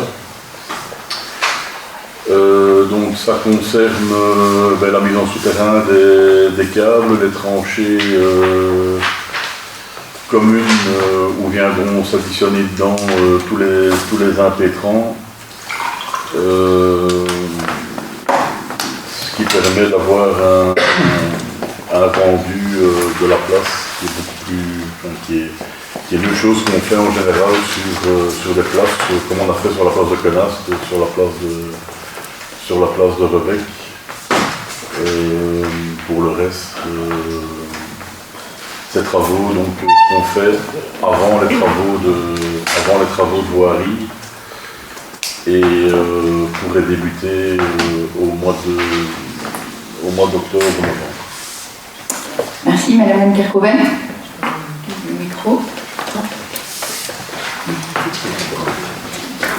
Alors, nous constatons que vous avez étudié l'installation de la fibre optique par Proximus, ce que nous approuvons. Néanmoins, le montant de 15 000 € réclamé par vous pour le déplacement des câbles sur le domaine communal nous étonne. Plus encore dès lors que vous ne payez aucune redevance annuelle pour son installation. La commune a dû délivrer une autorisation. Celle-ci n'inclut-elle pas une clause imposant le déplacement des câbles aux frais de l'entreprise? Le document n'étant pas disponible dans les annexes, nous n'avons pas pu le vérifier. Aucun des autres impétrants ne réclame d'ailleurs une telle intervention financière alors que leurs conduites devront également être déplacées pour le projet de réfection de la place.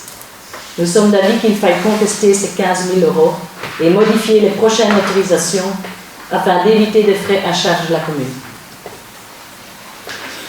Monsieur Lemoine. Alors, il faut savoir que les autres impétrants ne réclament rien parce qu'ils sont déjà en souterrain vous,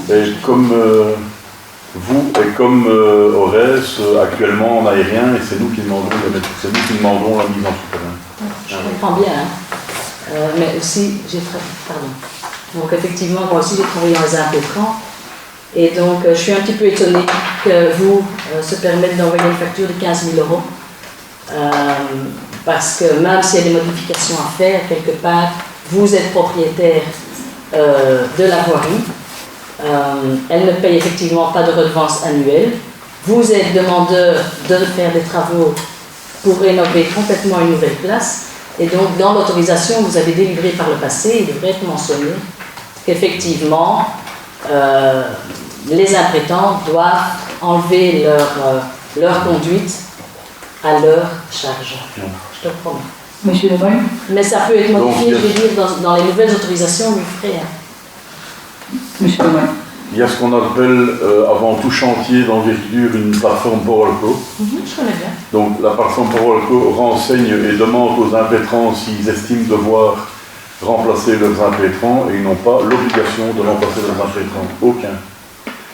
Ils remplacent s'ils veulent remplacer et s'ils estiment devoir nécessaire de remplacer. S'ils ne remplacent pas, la seule chose que vous pouvez leur imposer, c'est une interdiction d'ouverture dans les 5 ans après que les travaux aient été réalisés. Et encore, si c'est pour un raccordement, une maison se construit alors que le chantier est terminé, vous pouvez difficilement imposer, ou refuser l'ouverture pour raccorder la maison, que ce soit en boue, en gaz ou ce genre de choses. Ainsi que s'il y a un défaut sur l'installation de vétustes, eh bien, ils ont le droit d'ouvrir ça. C'est quelque chose qui a été négocié au niveau régional. Oui, je comprends bien que c'est l'application pour Elco. Et effectivement, l'impétrant fait ses demandes dans cette application. Mais la commune de Rebec, elle délivre une autorisation. Et dans cette autorisation qu'elle délivre, il faut qu'il y ait cette clause qui soit mentionnée telle quelle que, même si elle n'est pas mentionnée ici dans celle-ci, mais que dans le futur, elle soit mise afin qu'on n'ait plus ce genre de frais à charge de la commune. Mais on ne peut pas leur imposer de poser, donc à un moment, on peut mettre toutes les clauses qu'on veut, on peut leur demander 100 000 €, s'ils n'ont pas envie, ils ne poseront pas et les gens n'auront pas honte.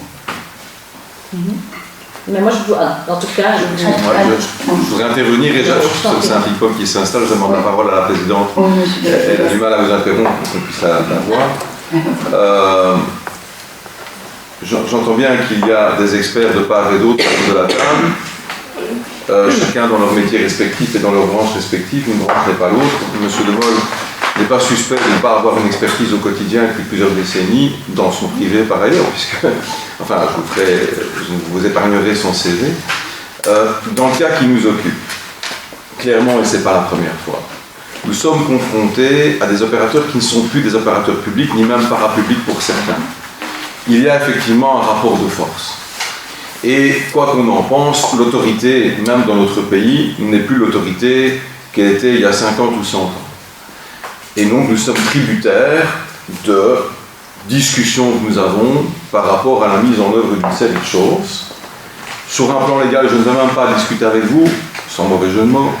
Je n'ai pas la prétention d'avoir la réponse juste à l'une ou l'autre affirmation.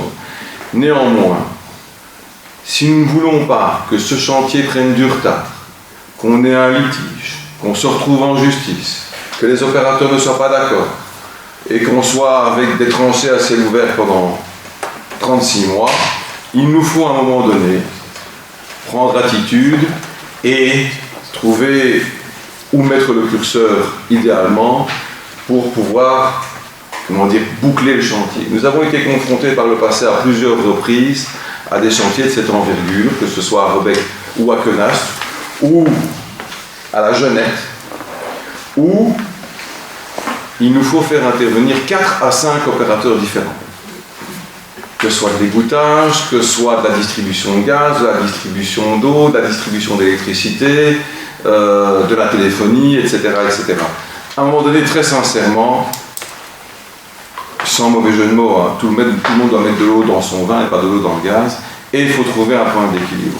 Ici, le montant qu'on évoque, au regard de l'ampleur du chantier et au regard du fait que les places de cette commune ne sont plus ou n'ont plus été pour la plupart d'entre elles remises à niveau et reconditionnées depuis de nombreuses décennies et que maintenant on arrive au bout, très sincèrement, à moins de priver les gens qui aujourd'hui sont les utilisateurs et de faire l'épreuve de force au-delà de ce qui a déjà été fait, ce qu'on vous propose, c'est le résultat d'un dialogue permanent avec les différents opérateurs. Alors c'est de l'argent que de mettre l'électricité, l'éclairage public en souterrain, mais nous l'avons fait pour les autres places de cette commune où Isbec ne mérite pas moins. Donc le renouvellement de l'éclairage et la mise en sous-sol, c'est presque 250 000 €. C'est de l'argent. C'est de l'argent. Mais c'est le résultat d'une négociation âpre et ardue. Donc aller aujourd'hui au conflit avec un opérateur, en plus celui-là, c'est pas le principal opérateur. On ne parle pas d'égouttage et on ne parle pas de distribution de gaz, d'électricité. Donc nous nous y refusons. Je pense que ce qui a été convenu ici et ce sur quoi nous avons atterri me semble tout à fait défendable. Que pour l'avenir vous ayez un conseil à nous donner par rapport aux autorisations qui sont données et qui pourraient être un levier supplémentaire, même si j'en doute, eh bien donnez-nous-le, mais pas dans ce dossier-ci. Donnez-le nous, pardon, parce en bon français, ça va mieux. Merci. Monsieur Maillard. Je serai court. Juste une question par rapport au délai. Donc le marché public à la page 35 parle des travaux entre septembre 2025 et décembre 2026. Et dans la note de présentation, on parle de mars 2026 à juillet 2027. Et donc les habitants aimeraient bien savoir quand aura lieu approximativement le premier coup de pioche sur cette place. Parce que si j'ai bien compris, il y a aussi toute la station de relevage et tout ça. Ça, c'est pas sur la place. Est-ce que ça se fait avant, après, en même temps? Monsieur De Mol. Donc, les dates que vous avez énoncées, justement, comme M. Lagas l'a dit, pour tenir le timing, il faut qu'on vote aujourd'hui, et ça, contrairement au dossier précédent, il faut absolument qu'il passe aujourd'hui. Les premières dates que vous avez données à partir de septembre, octobre, jusqu'à décembre, janvier, ce sera les impétrants. Donc ce dont entre autres, ce dont on discute maintenant. Et les dates de 2026 jusqu'en 27, Ça, c'est le début de l'entrepreneur qui commence réellement les travaux de la Grand Place. Donc les impénétrants sont faits en amont du travail de tout ce qui est tranché, tout ce qui est impétrant, les montées façades et autres, et tout sauf les poteaux d'éclairage, parce que c'est logique de ne pas mettre les poteaux ni le mobilier urbain maintenant, sera fait cette année-ci, et l'année prochaine est prévu les travaux de la Grand Place. En ce qui concerne la station de relevage,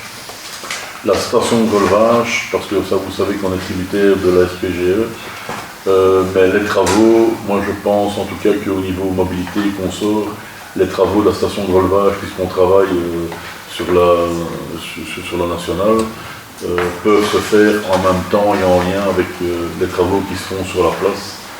Ça ne posera aucun problème. D'ailleurs, dans le budget impétrant que vous dites, il y avait des traversées qui étaient prévues sur la nationale, qui vont être réalisées par la SPGE, qui étaient dans le devis initial des impétrants de 30 000 €, où on a demandé au RES de supprimer leurs traversées pour travailler en collaboration avec la SPGE, ce qui nous a permis de gagner 30 000 € sur les 190 000 qui restent à payer maintenant. Ou sinon, au départ, c'était 250 000 les impétrants. Ok, donc premier coup de pioche, septembre 2025. Oui. Pour la Grand Place, oui, mais vous allez avoir déjà des coups de pioche et de marteau pic à partir du mois de septembre. Il y a déjà eu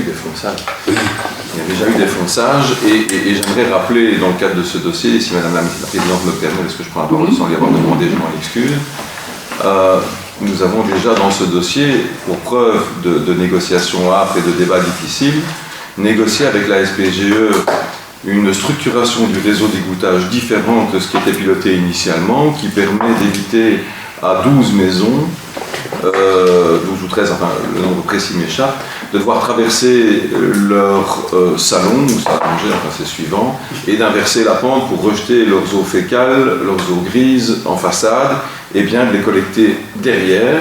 Le surcoût initial qui eût été à charge de la commune était conséquent, avec l'interaction et les discussions âpres qu'on a pu avoir avec la SPGE, et faut-il le dire, le propriétaire de Châtelain, allais-je dire, on a pu ainsi trouver une solution beaucoup moins onéreuse et prise en charge en majeure partie par la SPGE.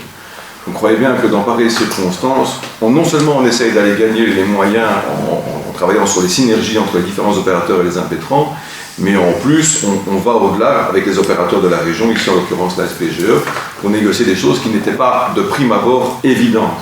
La station de relevage, s'il devait aujourd'hui refaire un patch différent de celui qui a été fait à l'époque, jamais plus ils font une station de relevage. Parce qu'elle a un coût exorbitant pour rejeter les eaux grises ou pour repousser les eaux grises de Tourisbec vers Biersch, et on est en contre-pente, et les stations de relevage ont un coût d'entretien et un coût de fonctionnement qui est assez élevé. Et ça, c'est leur choix du patch, du plan d'assainissement originel qui s'impose encore aujourd'hui à nous. Merci. Est-ce qu'il y a d'autres demandes d'intervention? On peut passer au vote. Monsieur Degas. Oui. Madame Kelly. Oui. Monsieur Demol. Oui. Madame Fulco. Oui. Madame Mancini. Oui. Monsieur Denimal. Oui. Monsieur Oters. Oui. Monsieur Degen. Oui. Monsieur Verbomen. Oui. Madame Bourbois. Oui. Madame Van Kerkhoven. Oui. Madame Panot de Villers. Oui. Madame Demarin. Oui. Monsieur Balconnet. Oui. Monsieur Maillot. Oui. Madame Béliard. Oui. Monsieur Raymond. Oui. Madame Fulco. Oui. On peut passer au point suivant. Enseignement septembre 2025, prise en charge de 10 périodes du salaire d'un enseignant primaire temporaire sur fonds communaux. Prise en charge de 6 périodes d'un enseignant maternel temporaire sur fonds communaux. Madame Venturelli. Oui, donc afin d'assurer la rentrée et pour la période jusqu'au 30 septembre, nous vous proposons de prendre en charge 10 périodes d'instituteur-trice primaire afin de permettre de créer une 4e classe sur Biersch et de dédoubler la première et la 2e primaire qui dépasse les 30 enfants. On vous propose également de prendre en charge 6 périodes donc jusqu'au 30 septembre actuellement pour d'institutrices maternelles afin de permettre à la direction de ne pas exercer 6 périodes de classe. Parce qu'il faut savoir que pour les implantations de CNAS, nous sommes légèrement en dessous du nombre de 180 enfants qui permet d'avoir une direction sans classe. Donc afin de permettre à la directrice de ne pas devoir rester 6 périodes en classe et de prester entièrement la direction. Donc on vous propose cette prise en charge. Ces propositions ont été soumises à la COPALOC du 12 mai qui a approuvé cette proposition à l'unanimité. Il y a des demandes d'intervention. Si vous êtes d'accord, on peut peut-être joindre le point suivant qui concerne aussi l'enseignement. Donc le point 21, enseignement, année scolaire 2025-2026, prise en charge de 21,5 périodes du salaire d'une éducatrice spécialisée temporaire sur fonds communaux. Madame Alturelli. Donc afin de venir en soutien aux équipes maternelles des écoles de Pénas, où on rencontre certains enfants qui ont des besoins spécifiques. Donc on propose d'engager un éducateur spécialisé qui va pouvoir prendre en charge ces besoins spécifiques et donc de permettre aux enseignants, puisqu'on a 1,5 équivalent temps plein dans l'école pour les enfants de maternelle, donc il y a des moments où l'enseignant se trouve seul en classe avec une assistante maternelle certes, mais qui s'occupe des siestes, donc pour pouvoir faire face aux besoins et encadrer les enfants et permettre aux enseignants de faire correctement leur travail. Donc on vous propose cette prise en charge. Est-ce qu'il y a des demandes d'intervention sur ce point? Ça a également été approuvé en COPALOC. Donc on peut voter les deux points, le point 21 et le point 20 et le point 21. Monsieur Legas. Oui. Madame Pellegrini. Oui. Monsieur Demol. Oui. Madame Foulco. Oui. Madame Manchini. Oui. Monsieur Denimal. Oui. Monsieur Auters. Oui. Monsieur Zegel. Oui. Monsieur Gorgoman. Oui. Madame Bombois. Oui. Madame Van Kerkhove. Oui. Madame Vanneau-Denage. Oui. Madame Demaret. Oui. Monsieur Balcony. Oui. Monsieur Maillot. Oui. Madame Pelliard. Oui. Monsieur Edelmans. Oui. Madame Foulco. Oui. On peut passer au point 22, mobilité, modification au règlement de circulation routière, création d'un emplacement de stationnement pour personnes handicapées, rue de Sainte, 58. Est-ce qu'il y a des demandes d'intervention? Monsieur Legas. Mais je n'ai pas de question à moi-même, mais pour la bonne compréhension de tout le monde, même si la minorité ne demande pas la parole, peut-être qu'ont-ils eu la réponse par ailleurs, c'est une place qu'on a supprimée le mois dernier ou le mois précédent. Et même si ces places ne sont pas nominatives, elles ne le sont d'ailleurs pas, au sens de la législation, elle avait été supprimée précédemment parce que celui qui en avait fait, ou celle qui en avait fait la demande, n'habitait plus là, enfin, sans dire qu'elle a fait passer, puisqu'en l'occurrence, enfin, peu importe. Mais il se fait, et c'est normal dans la vie d'une commune, d'un quartier, d'une rue, il se fait qu'une autre personne porteuse de handicap qui habite la rue a sollicité le fait de réinstaller cette place parce qu'elle-même en bénéficiait, et donc nous avons ainsi accédé à sa demande. Ceci explique cela. Ce n'est pas une ineptie de la commune que de retirer une place qu'elle a mise et inversement, c'est simplement la vie quotidienne d'un quartier. S'il n'y a pas de demande d'intervention, on peut passer au vote. Monsieur Legas. Oui. Madame Turelli. Oui. Monsieur Demol. Oui. Madame Foulco. Oui. Madame Manchini. Oui. Monsieur Denimal. Oui. Monsieur Auters. Oui. Monsieur Zegel. Oui. Monsieur Gorgoman. Oui. Madame Bombois. Oui. Madame Van Kerkhove. Oui. Madame Vanneau-Denage. Oui. Madame Demaret. Oui. Monsieur Balcony. Oui. Monsieur Maillot. Oui. Madame Pelliard. Oui. Monsieur Edelmans. Oui. Madame Foulco. Oui. On va passer au point suivant, vérification de l'enquête de la directrice financière à la date du 31 mars 2025, communication du procès verbal. Est-ce qu'il y a des demandes d'intervention? Il n'y a pas de vote ici. On peut donc passer aux questions d'actualité. Questions d'actualité qui sont au nombre de 3. Je vous propose qu'on en regroupe 2, puisqu'il y en a 2 sur le même sujet. On va commencer par Madame Pelliard. Ok. Depuis la dernière séance du Conseil communal, des faits de dégradation ont été constatés sur les agrès d'une plaine bougeuse située à Rebec. Ces dégradations s'ajoutent à d'autres incivilités signalées dans l'espace public, notamment de la part de jeunes désœuvrés. Un membre de notre groupe est récemment allé à la rencontre de ces jeunes. Il ressort de cet échange que plusieurs d'entre eux expriment un sentiment d'abandon et une absence de perspective d'activité ou de lieu de socialisation à Rebec. Ils soulignent, entre autres, le manque criant d'une maison de jeunes, équipement pourtant central dans de nombreuses communes pour assurer la cohésion sociale et qui pourrait sans doute répondre à une partie de leurs attentes. Dès lors, nous souhaiterions interroger le collège communal sur les actions concrètes qu'il entend entreprendre à court et à moyen terme pour répondre à cette problématique croissante de désœuvrement de la jeunesse. En particulier, le plan de cohésion sociale de Rebecque prévoit-il des mesures spécifiques d'aller vers, de co-construction de projets par, pour et avec les jeunes, et ce, en dehors des heures de bureau, dans une démarche de proximité? Si oui, quelles sont-elles? Une concertation avec les acteurs de terrain, écoles, AMO, CPAS, associations, organisations de jeunesse, police, etc., est-elle envisagée pour mettre en œuvre une réponse cohérente? Le collège envisage-t-il la création d'un espace structurant pour la jeunesse en partenariat avec la Fédération Wallonie-Bruxelles ou d'autres opérateurs agréés?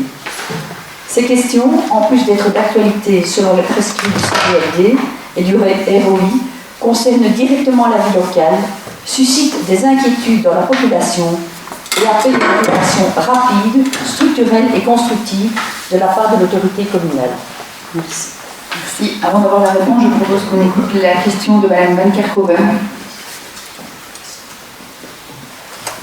Au regard de certains actes de vandalisme répétés dans la commune, en particulier récemment dans les plaines de jeux communales, et le sentiment d'insécurité qui peut en découler pour les parents et les enfants, existe-t-il un plan d'action concret au sein du collège?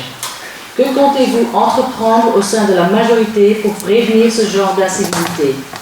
L'installation de caméras de surveillance a-t-elle déjà été envisagée? Et dans l'affirmative, pour quel motif n'ont-elles pas été installées? Des actions préventives seront-elles également menées dans le cadre de la réorganisation du service de cohésion sociale? Et combien d'agents seront affectés à ces missions cruciales aujourd'hui? Monsieur Vegas? Oui, alors je céderai dans un premier temps la parole à Madame, à Claudia, pardon. Je n'ai pas l'habitude de l'appeler Madame Mancini. Et je compléterai ensuite pour la partie police, puisque Madame Mancini est en charge du service de cohésion sociale. Madame Mancini. On va descendre le micro. Donc récemment, notre plaine de jeu a été la cible d'actes de vandalisme. C'est regrettable, car cela nuit à la qualité de vie de nos habitants et à l'image de notre jeunesse. Ces dégradations sont inacceptables. Et même si notre politique n'est pas centrée sur la répression, nous condamnons fermement ces agissements. Dans le cadre des objectifs du service de cohésion sociale, notre volonté est de renforcer nos actions en direction de la jeunesse. Pour répondre à ces enjeux, nous avons engagé plusieurs actions concrètes. Le local du plan de cohésion sociale sera désormais ouvert chaque mercredi après-midi pour accueillir les jeunes de manière libre et informelle. Ce sera l'occasion de créer un premier contact, d'agir en proximité et de co-construire progressivement des réponses adaptées. Les jeunes pourront s'y rencontrer, échanger et participer à diverses activités. Du matériel sera également mis à leur disposition, ainsi qu'un accès au Wi-Fi. Cela nous permettra d'identifier plus précisément leurs centres d'intérêt afin d'orienter progressivement notre offre vers des animations plus ciblées. Une réorientation des priorités du plan de cohésion sociale avec des changements internes. De plus, une procédure d'engagement est en cours. En effet, la réalisation de ces nouvelles missions implique une augmentation du temps de travail en soirée et en week-end. La travailleuse du plan de cohésion sociale a participé à 2 journées de formation organisées par le CRECID, dans le cadre de l'appel à projet « Ça bouge dans notre commune », qui vise à encourager l'implication participative des jeunes au sein de leur village.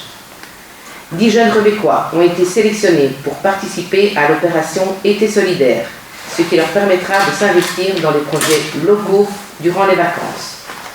Nous sommes allés à la rencontre des scouts à plusieurs reprises afin de les questionner sur leurs besoins et attentes en tant que jeunes Rebecquois. Des journées de formation à destination de la jeunesse sont déjà programmées. En juin, une formation BEPS sera organisée en collaboration avec la Croix-Rouge. Cette formation gratuite et destinée aux jeunes leur permettra d'obtenir un brevet officiel de premier secours. En juillet, une formation babysitting qui permettra l'obtention d'un certificat de formation. Un atelier Escape Box réparation en collaboration avec la SBL Repair Together. Une formation au permis de conduire. En novembre, la mise en place de la formation Réaction 112, proposée par la province, visant à apprendre les premiers secours aux jeunes à partir de 14 ans. Une marche dans le village et une soirée à destination des jeunes sont aussi programmées en juillet. Toutefois, je souhaite rappeler que la création d'un lieu de socialisation et la mise en place d'activités adaptées aux besoins des jeunes ne régleront pas à eux seuls tous les problèmes liés à la petite délinquance. Les solutions sont plus larges, plus structurelles, plus collectives et nécessitent du temps. Nous poursuivrons dans cette voie, en concertation avec les acteurs de terrain, les écoles, le CPAS, les AMO, la police et en co-construction avec les jeunes. Merci. Merci. Monsieur Le Gall.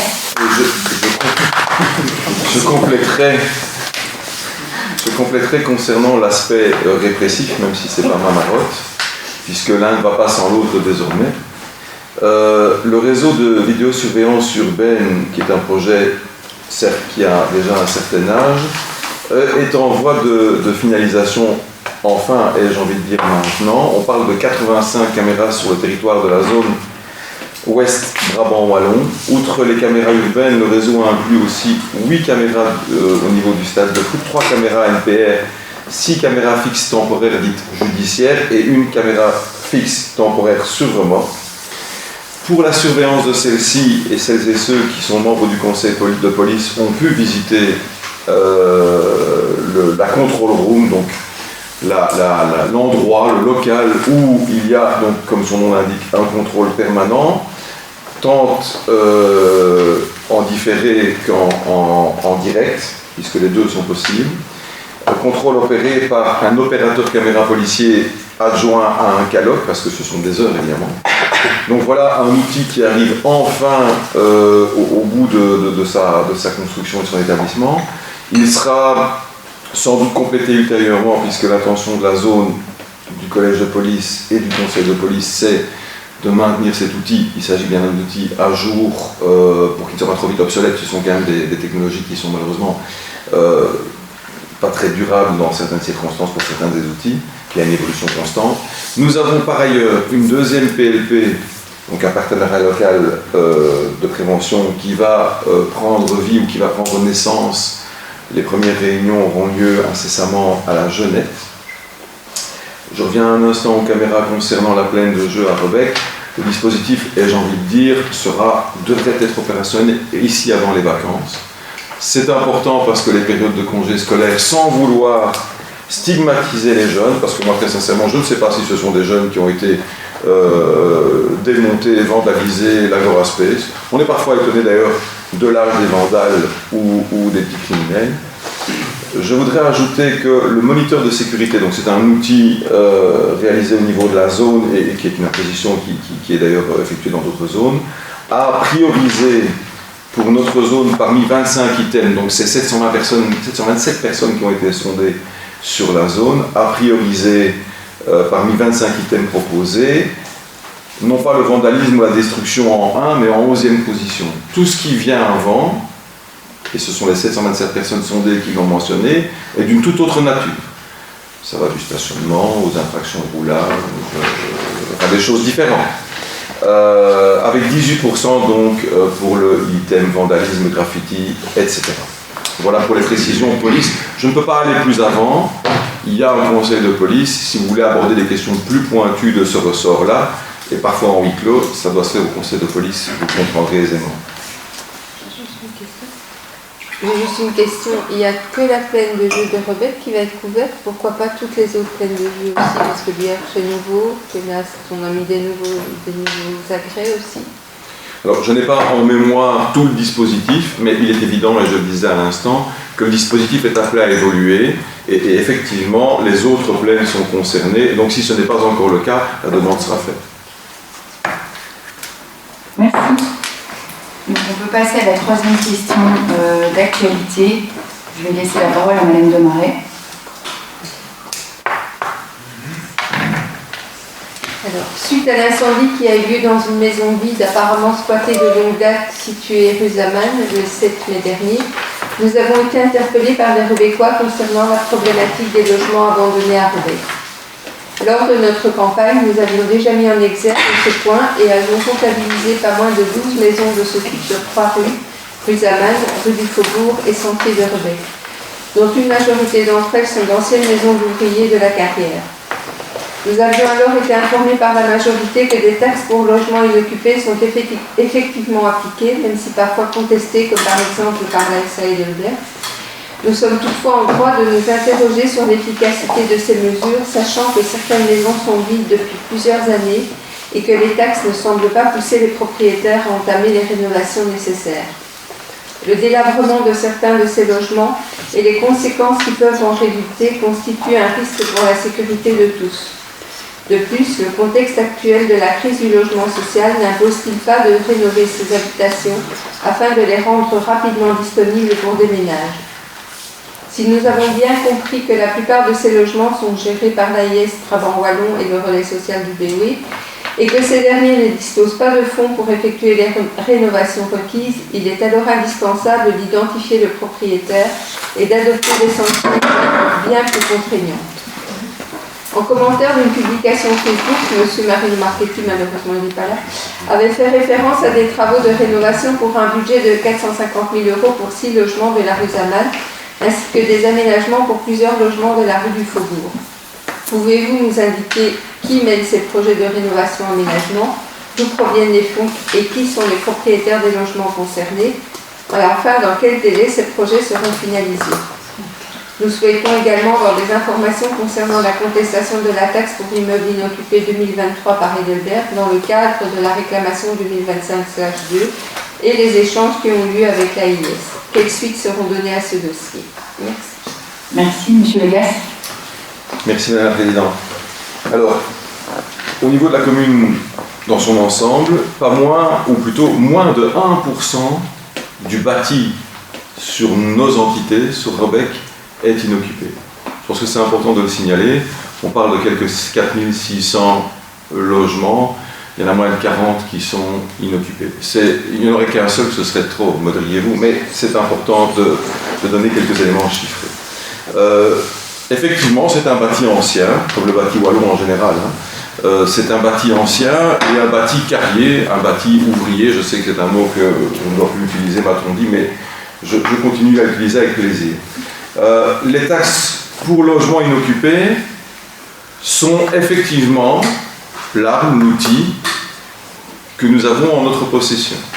Et nous l'avons utilisé dès que, en tout cas, moi j'en ai souvenir déjà au début des années 2000, pour lutter, non pas pour faire une recette et pour aller, augmenter les recettes communales, mais bien au contraire, pour tenter, non pas de convaincre par le dialogue, mais bien par une sanction, les propriétaires, fussent-ils privés, en société ou même publics parfois, à rénover, à reconditionner leurs biens, même si parfois, et ça nous vivons dans un état de droit, il y a des recours et différentes juridictions possibles et différents recours possibles, et même si elles sont, la plupart du temps d'ailleurs, contestées parce que le droit individuel à la propriété est aussi consacré dans notre Constitution et dans notre pays, et de faire ce qu'on veut de sa propriété.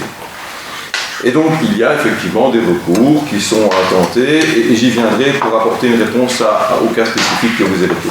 Donc nous sommes effectivement en droit de nous interroger sur l'efficacité de cette dernière, puisque, comme vous le disiez, certains propriétaires, et pas que des multipropriétaires d'ailleurs, pour des raisons qui leur sont propres et qui leur appartiennent, ne souhaitent pas rendre leur bien habitable et le mettre en location ou l'habiter eux-mêmes.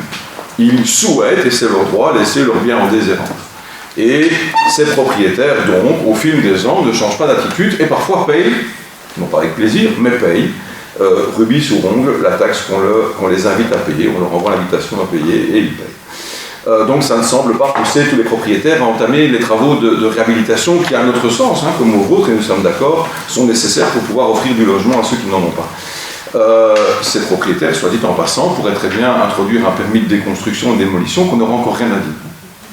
Que les choses soient claires. Donc, le contexte actuel, nous sommes d'accord. Nous avons des opérateurs logements sur notre commune. Nous sommes d'ailleurs une des communes brabançonnes où le taux de logement public ou parapublic est le plus élevé. Nous atteignons les 10%, que ce soit avec le roman Pays, avec la gestion de l'AIS, avec les maisons que nous avons en propriété au niveau communal, nous sommes la commune qui a sans doute, assurément, le taux, le pourcentage, le ratio le plus élevé de logements publics ou parapublics.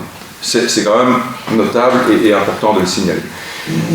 Donc toutefois, le propriétaire privé, malgré la taxe, malgré nos invitations, malgré le dialogue, ne prend pas toujours la décision de réaffecter ou de réhabiliter son logement. Et parfois, c'est une question de moyens aussi, parce qu'il faut bien avouer que la construction ou la reconstruction, ce n'est quand même pas donné, ça coûte un peu beaucoup d'ailleurs d'argent.